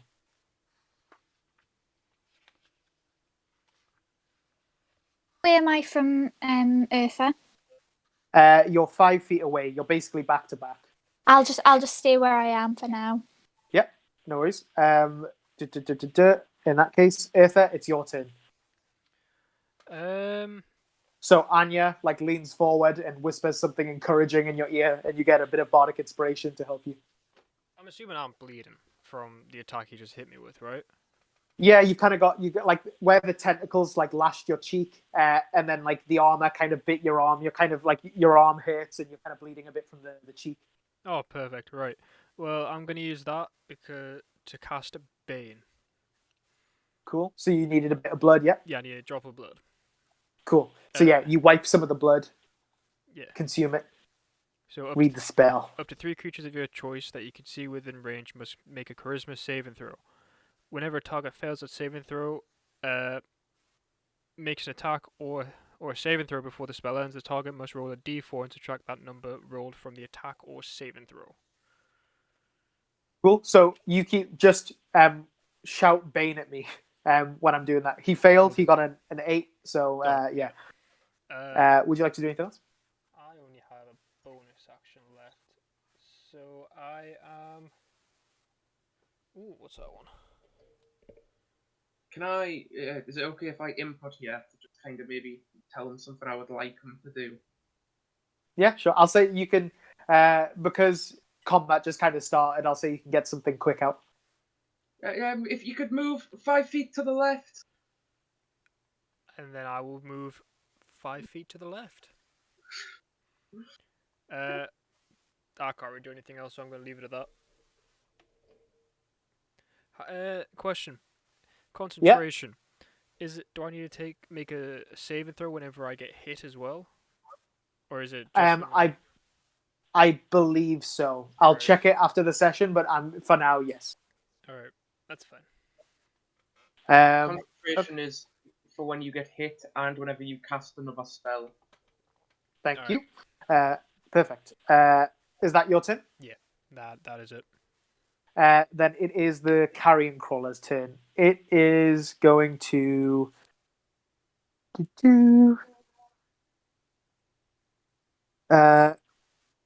it's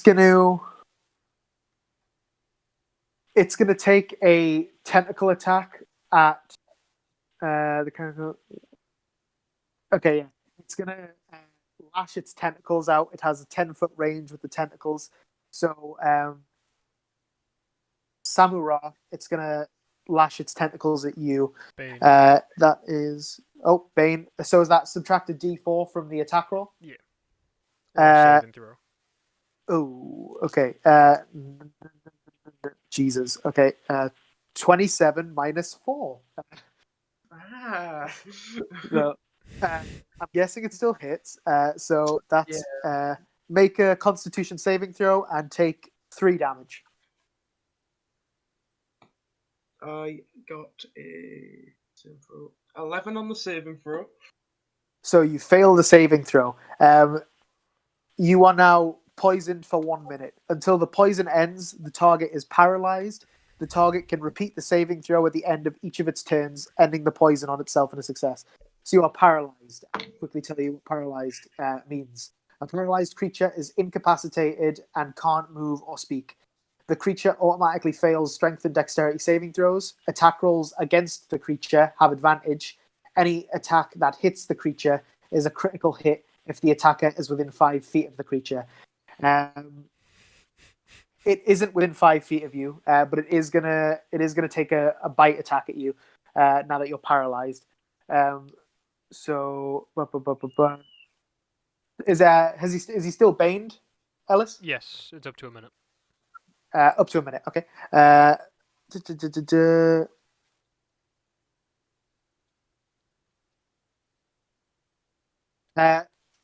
17.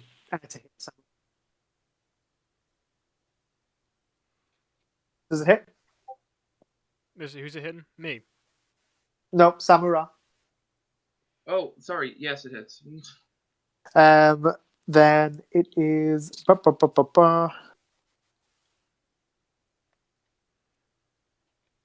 9 damage. As like, so it lashes you with its tentacles, and you kind of feel the poison set in as you're kind of like, you stiffen and you lose control of your muscles, and it lunges forward and takes a bite out of you before pushing back. So,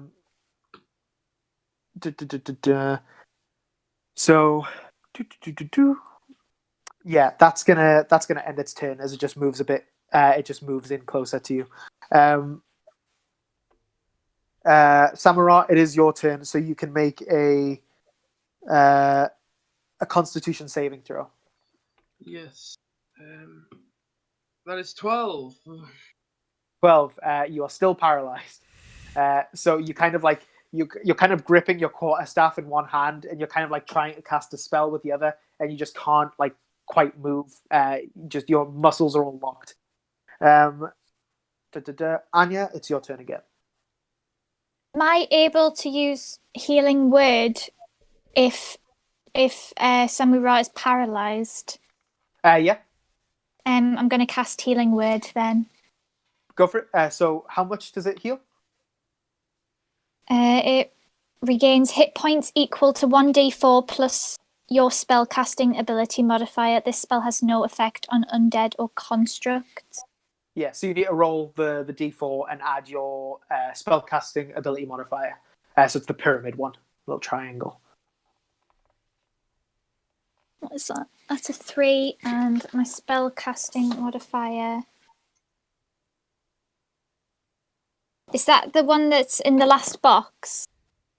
It should be on the spell sheet with all your spells on it. It should be at the top of there. Yeah. Top right. Yeah, it's that one. Plus 7. Plus 7. So, so 10. how much? What's the total? 10. Yeah. So you get 10 health back, Samurah. Cool. Would you like to do anything else, Anya? Was that an action or a bonus action?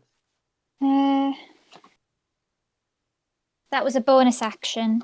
So you can use a spell that requires an action, or you can just take a stab at it if you like. Take a stab at the creature. Yeah. Oh, actually, I don't. I'll double check, but I don't think you can cast a spell as a bonus action and an action on one turn. Is that right, Jackson? You can't. Yeah. You can So, only do this one. so you can attack with your weapon, or you can move or you can try and move somewhere if you like.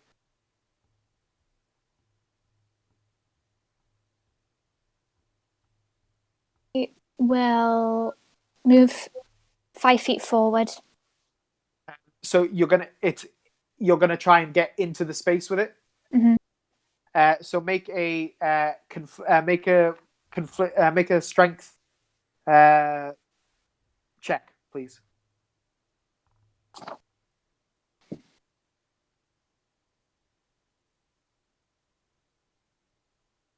Oh.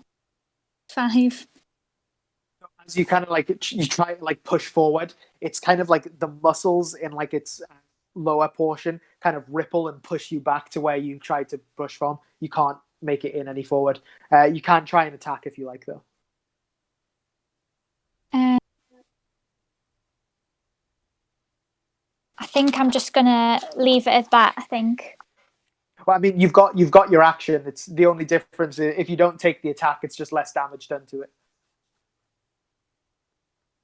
You can use your Okay, sword. I'll make an attack then. With your rapier? Yes. So roll the 20 and add the little plus in the box next to rapier. Come.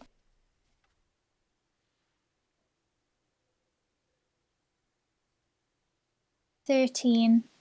13 hits. So you stab the rapier forward and it plunges into the hide. Roll the damage. It's in the box next to the plus.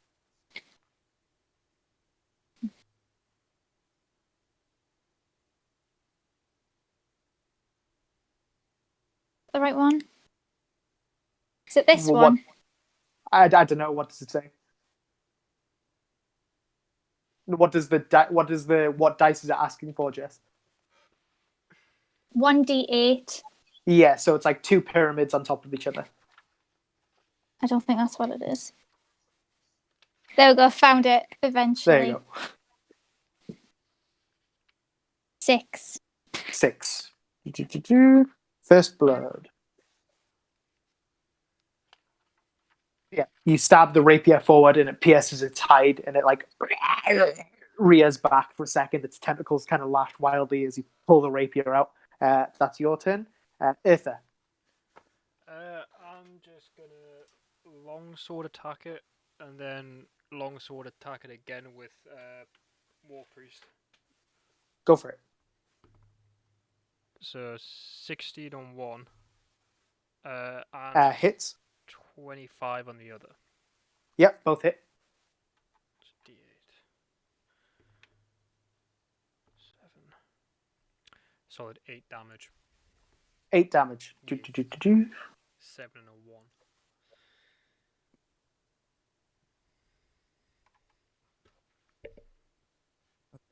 1. Is that your turn? Or would you like to move at all? Or? No, that's it. Okay. Then it is the carrion crawler's turn. It is going to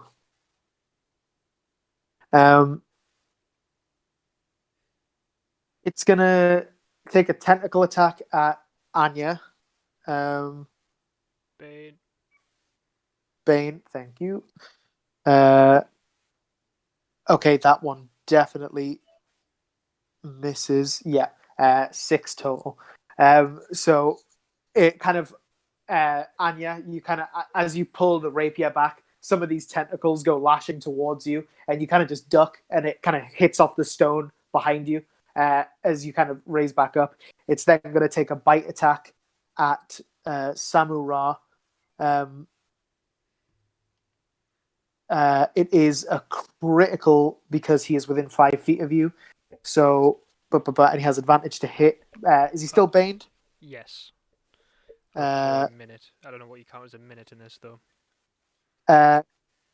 That's every round is 6 seconds, so 10 rounds. Yeah, 10 rounds.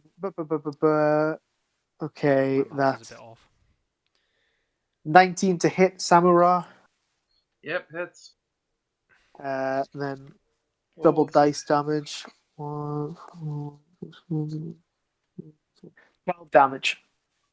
Right. As it goes in and starts like chewing on your shoulder as you just can't you're kind of like your eyes are kind of going wild as you can feel it like digging into you with its pincers and you just can't move. But it is your turn, so make a Constitution saving throw. 6. 6. You are still paralyzed. Can I inspiration it? I don't think you have one. I have 3 yes. Yeah, like normal inspiration. Yes, you can. I Wait, forgot about them. That's 4. You still have one Yeah, more. Jess? Thought I'd I'm sure I did something. I used healing word to make Jackson unparalyzed. No. You just gave him health back. Okay. It's not powerful enough to do anything like that. Can I use a second inspiration? Yeah, you can use as many as you like. Okay, that one's my last inspiration. That's it. The highest I got was 11. Yeah, so yeah, you are still paralyzed and you're inspirationless. Next turn, Anya, it's back on you.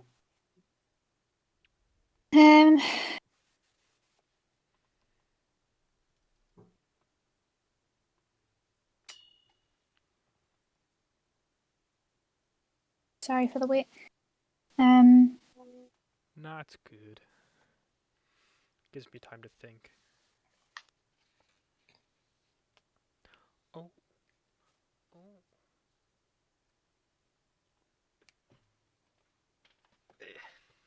Would you use? No, you go, Jess. It's your turn. I was going to use dissonant whispers, but if it's like a creature, I don't think it'll be able to understand me.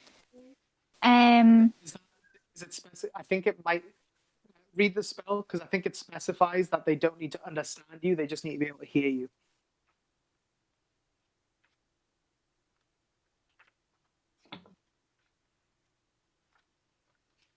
Thinking of vicious mockery, so I think I would be able to use this and it understand me. Go for it. So you whisper a discordant melody that only one creature of your choice within range can hear, racking it with terrible pain. The target must make a wisdom saving throw. On a failed save, it takes 3d6 psychic damage and must immediately use its reaction, if available, to move as far as its speed allows away from you. The creature doesn't move into obviously dangerous ground, such as a fire or a pit. On a successful save, the target takes half as much damage and doesn't have to move away. A deafened creature automatically succeeds on the save. What was the damage on it again? 3d6. So it fails. So roll those, and so we'll start there. We'll roll those first. Which ones? Oh, yeah.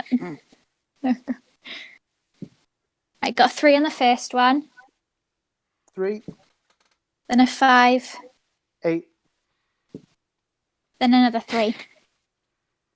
11. Do.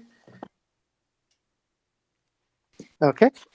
So it's going to move as far away as it can from you, which is going to be down the sewer. But that means you all get an attack of opportunity as it moves away from you. Does So- Jackson? No, No, he doesn't. Poor Jackson. So as soon as it moves out, so Anya and Eartha just make a standard attack with whatever weapon you're using. 11. 11 misses. Where's that die go? So how do I make that? Is the 20 dice So, with... yeah, just you're attacking with your rapier.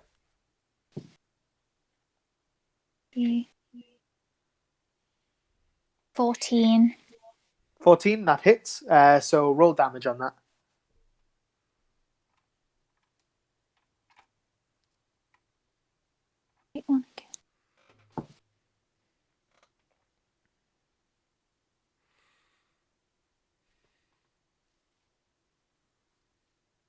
Sorry. 8. 6. 6.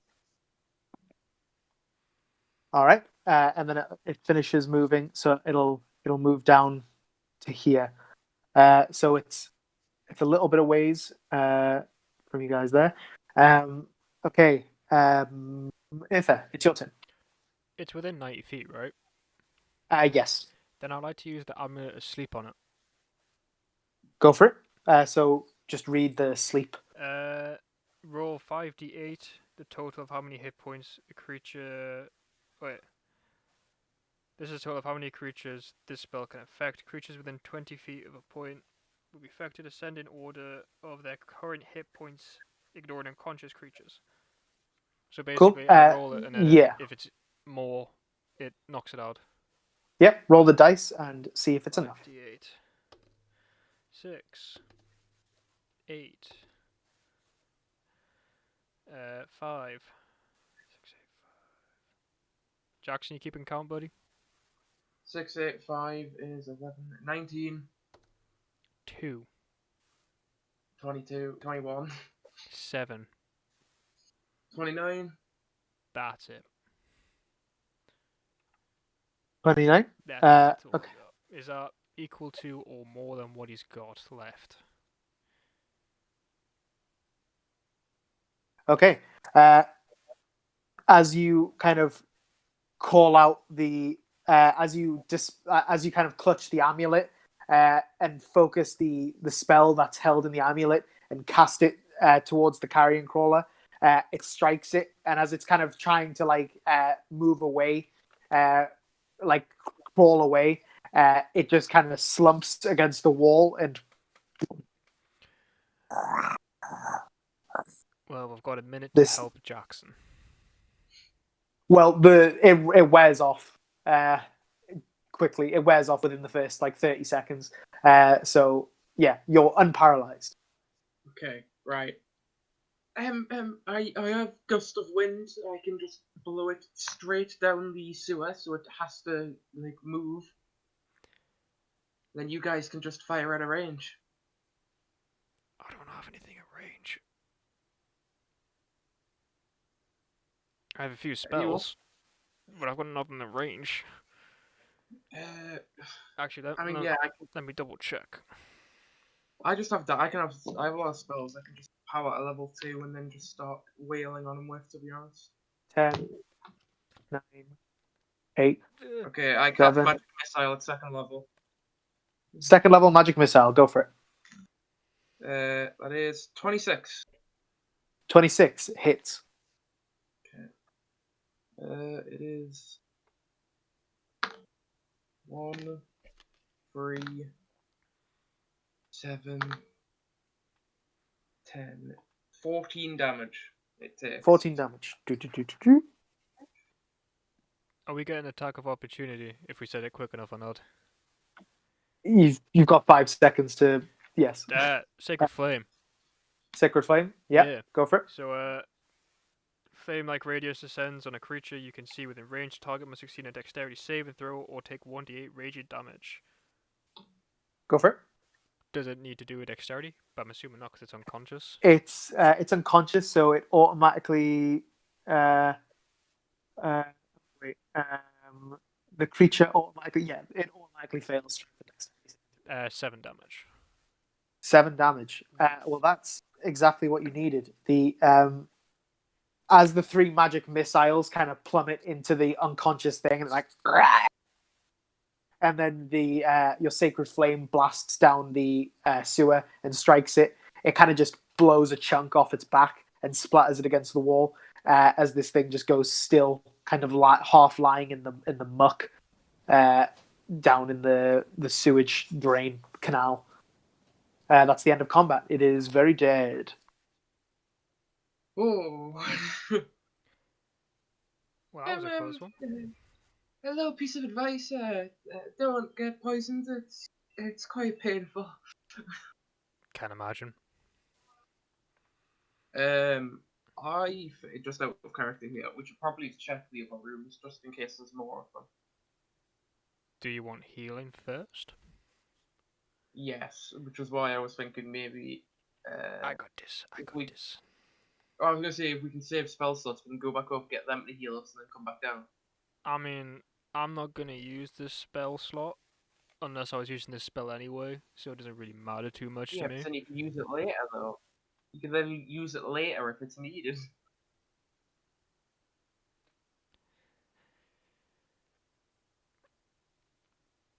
If you want to cast it, cast it. I mean, it means What are you guys doing? It means we're going to sit here for 10 minutes.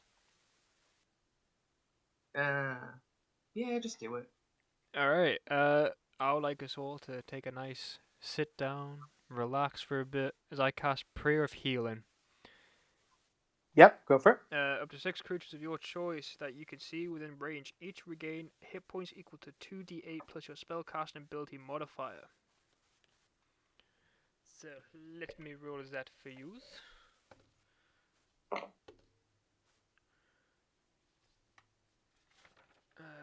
That is 16. So everyone regains 16 health. Yes. Yep. And I can use Well, that again. I don't think I need that because I didn't lose any hit points and my maximum is 24. He had up to 6. It doesn't cost him any different. Nah, so if you need it, you need it. I can cast that again later on, so... Right, so other rooms, I guess, then. I mean, what we had... Going back, we had left to do? Yeah, it's the backwards room. I'll just say... you guys investigate the other passageways, kind of keeping track of where you're going. You find a place where the crypt breaks into another part of the sewers, but it's kind of cordoned off. It's grated on either end to stop large sewage from entering. You do like a few more sweeps of it, and you think it's there's rats everywhere. That's kind of to be expected. You think it's you're happy that you've done the job. Fair enough. Right. Oops. I guess if we're done here, we can just go up and tell them we've dealt with it.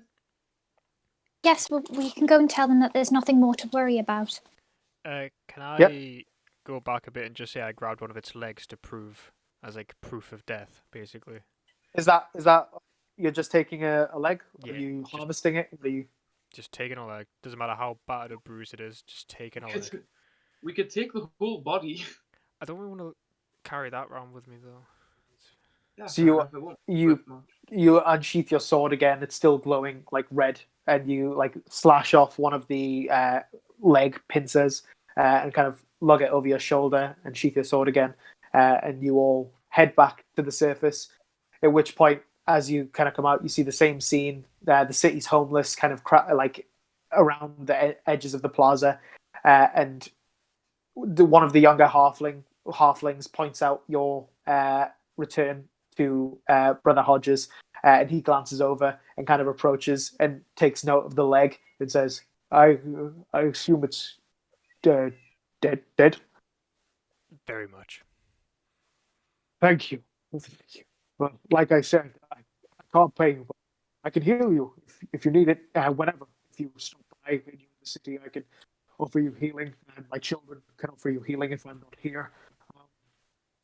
Yes, if Jenta has arranged payment with you, I'm sure she'll be very faithful on that. Yes, if you'd like to, he kind of gestures at the leg.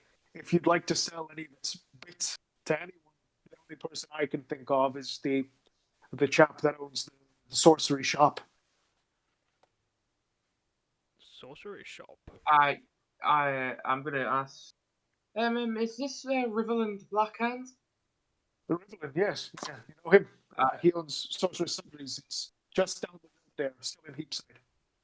Just like a random like outburst of like, because obviously my character's like quite frail and shy. Just like a random outburst of just Ufa, straight back down. Help me get the body. Just like quite commanding, which is unusual. I mean, I was actually gonna go back down anyway because I thought it's something I want to do. So you guys on it? He kind of he says like, I can if you want to try and lug that thing out, I can arrange a cart if you're wanting to sell the corpse.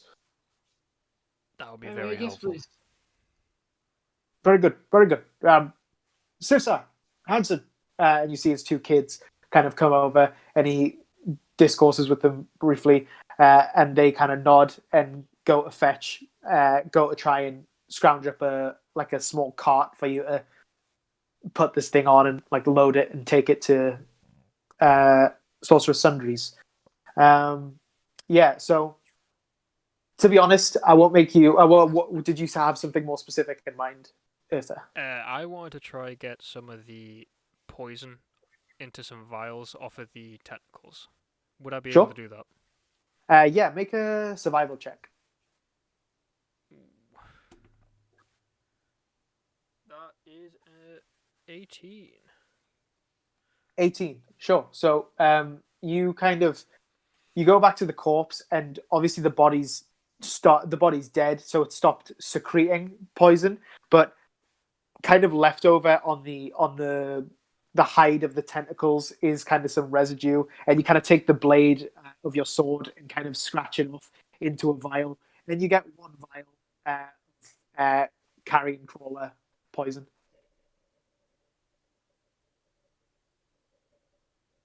Alright, I guess is if everyone's okay with it, just straight after Riverland, go straight down to the So sorcery shop. because it's kind of safe down there now, Brother Hodges, some of the other townsfolk, as thanks, they'll help you kind of lug the corpse through the crypts and up top and load it on the wagon, and then you'll lead it down to Sorcerer's Sundries. Ellis, what time are we on? Just out of curiosity. 2 hours 10 minutes. 2 hours 10 minutes. I think Will be cut down though. We'll do this last bit. So yeah, you arrive at Sorcerer's Sundries. Sorcerer's Sundries, so it's still in Heapside, where the shrine is. The building itself, it's like this tall, round building, and the roof is the first thing you notice. It's kind of this dome of colored stained glass that like it stands out in Baldur's Gate. You haven't seen anything like this. And like this round building with a dome of stained glass. And as you kind of open the door, so like Hanson and Sissa, the younger halflings, they'll kind of dock the wagon outside Sorcerer's Sundries with you, and then kind of say they'll pick it up later, and they head back to the shrine. So the corpse is outside. But as you head in, you see this. So you see above, like the interior of the dome, and it's just casting like these chaotic shafts of color down to the whole shop. There's this. The interior is like these several open air floors that rise wooden pillars connected by staircases and ladders. Kind of just like the instead of having floors, there's just kind of these wooden platforms at various juttings that are like on top of pillars and are adjoined by not bookcases, sorry, staircases and ladders. But you see on the bottom, like on the ground floor, you see this counter and bookcases with all kinds of like magical trinkets, odds and ends, and you see, in terms of individuals in here, you see a wizardly-looking man who doesn't look to be Baldurian, like from Baldur's Gate. He looks as though he's from elsewhere. He's kind of got this long, tattered black hair, kind of pointed mustache and pointed goatee. You also see a rock gnome. You see a rock gnome running around. Looks to be like an apprentice, some sort of helper who's like doing some more menial tasks. As you enter, the human, the wizard, kind of waves at you as you enter. Hello, it's been a slow day. Please come in. How can I help you? Hello. I was wondering. I was told by a man running the Hellsong Tavern that you made his clank a animated suit of armor. Yes, he uses it for security, I think. Yeah, I was just curious, like how much they cost to like have made. They are expensive enchantment. I swear the permanent kind. Run you well to get the plate armor. The plate armor in itself is 1,500 gold. Then the spell, the enchantment, the material components, the casting. We're talking 2,500, 3,000 gold pieces. Okay. We don't have the gold now, but we do have was it Carian? A Carian? What was that animal? The English word carrion crawler. Yeah. So a carrion is just a dead body. So a carrion crawler is this insect that feeds on carrions. I'll tell them we have that and that like we're interested in doing some work, basically work it off. He'll kind of come outside and inspect it. It's quite damaged. The hide is. I'll be honest, it's not going to get you a lot, but I'll definitely pay you for some of the material parts. Let's say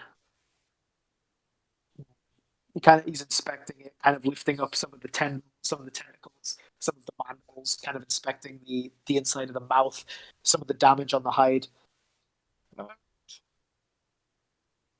50 gold pieces. Can I try and do like a charisma for or something? Try and get it up to like 75. Not be too greedy. Yeah, you can make a persuasion check. Yeah. Yeah, I got a 4, so yep, that doesn't work. I'm sorry, friend. It's quite damaged. It's just not worth that much anymore, I'm afraid. Right. Okay, yeah, 50 gold. That seems fair. It's not going to go a long way towards a suit of animated armor for personal use, I'm assuming. And he kind of like motions for you to follow him back inside. And he goes behind the counter, and like, you can kind of see some of his goods on display. And you're kind of like looking at those as he's counting out money from like a pouch to pay you for the carrying crawler. There are some. If you like, I can offer you a quid pro quo. You don't have the money, but you want some of my services, and there are things I should be doing, but I don't have the time running the store. There are some jobs you could do for me if that suits your fancy. Yes. If it helps us work towards getting the suit, then I think we can help each other. He motions to the rest of you. Are you all together, I assume? As of now, yeah. You're a party. Good. These jobs will probably not be doable on your own. Well, I say this. I do not know what the jobs are necessarily. I owe certain people favors. If you could fulfill my end of the debt, I would be grateful, and I will do this for you in return. if it's easier, he kind of reaches below the counter and he kind of places this scroll, the sealed scroll, on the counter. This is a contract. It is magically bound. You can sign the contract with me, and I will get to work on the suit immediately.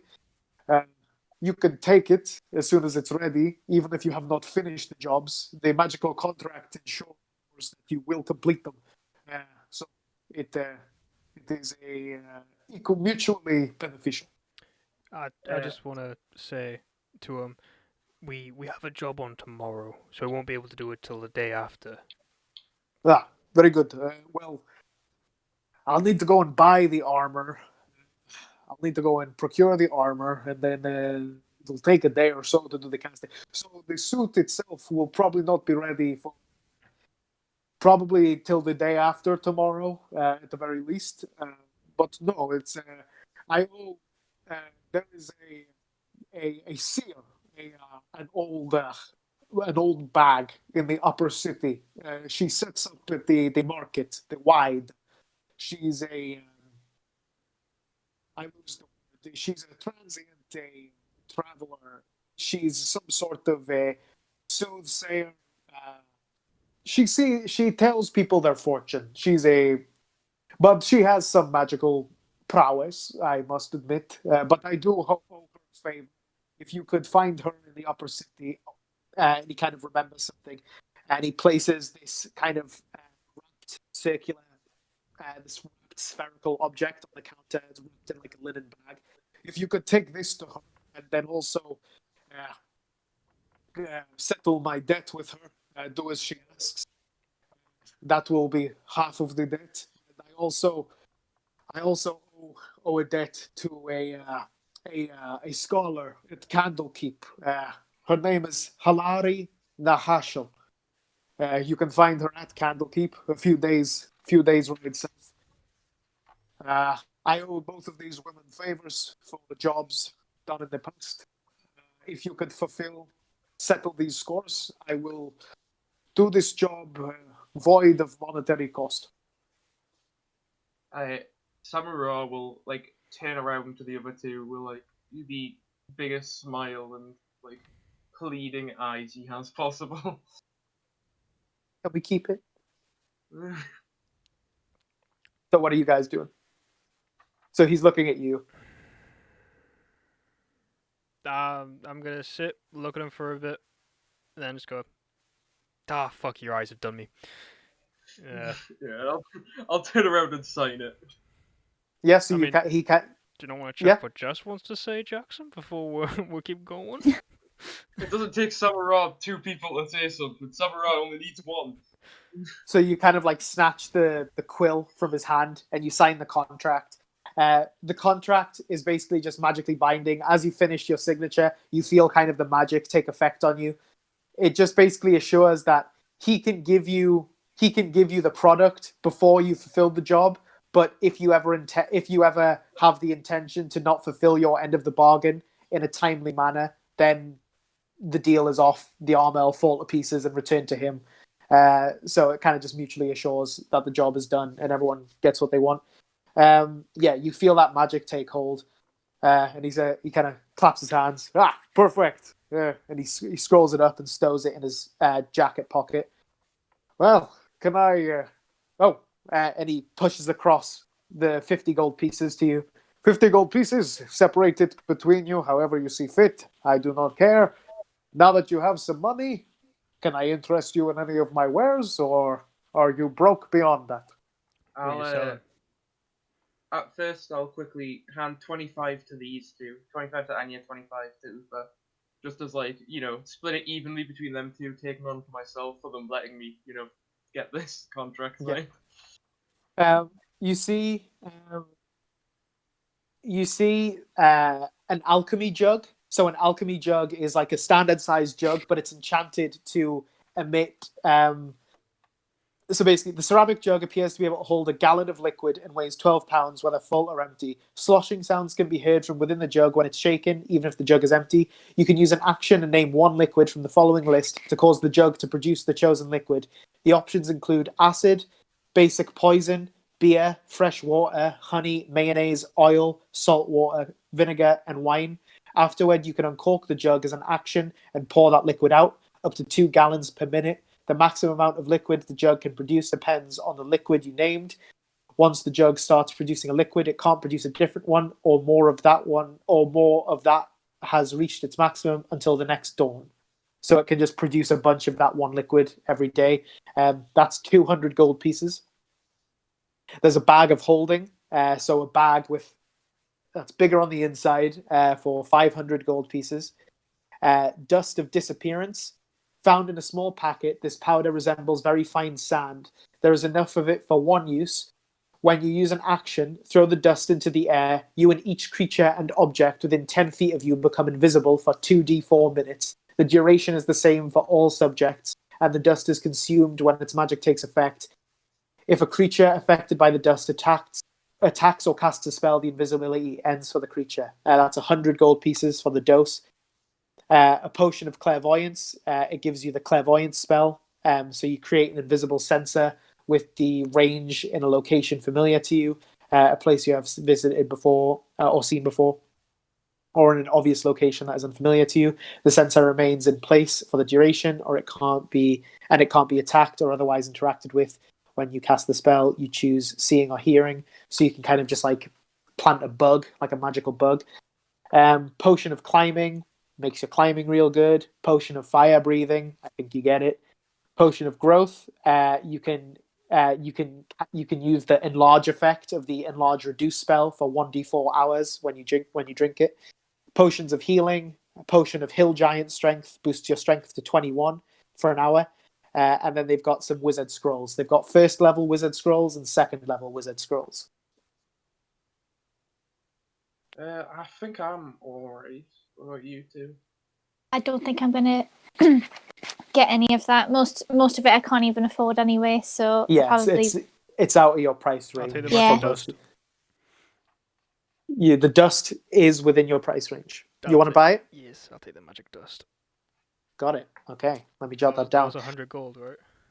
Yes, 100 gold. So he'll kind of like he kind of wraps it up in this nice purple cloth and puts it on the counter and says, "It was a very good choice. I sense you are planning on getting into danger, no?" Can avoid it when I can. 100 gold pieces, and we are square. I'm just gonna give him the 100 gold and just kind of slide it across the table to him. Perfect. Yeah, so you now have Dust of Disappearance. So yeah, just to reiterate, you kind of throw it in the air. Every creature and object within 10 feet of you becomes invisible for 2d4 minutes.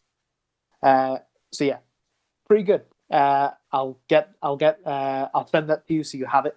And yeah, is there anything else you'd like to do here? Anything else you'd like to talk to the guy about?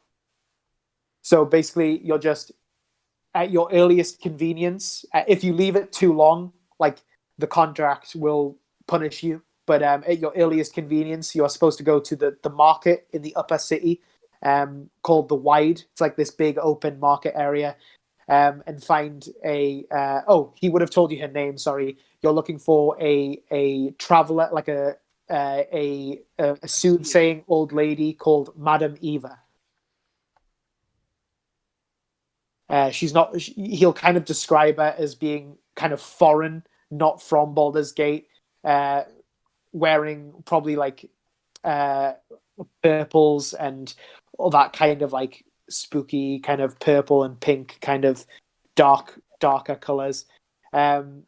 Yeah, she'll be doing fortune telling, that kind of shtick in the market of the upper city, and also you're supposed to go to Candlekeep at your earliest convenience and find Hilari and Chashel, who is a scholar at Candlekeep. She's a moon elf, and you are supposed to settle the score with her, with both of those women, as well as take this wrapped spherical object. He'll tell you that it's a crystal ball. You're supposed to give this crystal ball to Madame Eva and then do the job she's asked you to do. Yeah, so you've signed the contract. That's all square. Anything else? No, that's it for me. no, that's everything. Yeah. Ellis? I'm good. Yeah. So, are you? What would you guys? We'll wrap it up here. But where are you guys? It's kind of like after all the stuff this morning, and like breakfast this morning, and then kind of taking care of the carrion crawler, kind of rummaging through the crypts, getting it out of the crypts was kind of time consuming. And since it's winter, the sun's probably already set, even though it's not that late. It's probably about 5 o'clock, 5, 6 o'clock. But the sun has kind of not set entirely, but it's definitely like lower evening. And yeah, would you guys like to head somewhere else next session, or are you guys heading back to the Elf Song Tavern? I think the Elf Song Tavern is the best Yeah. bet. I agree. Yeah. Then we will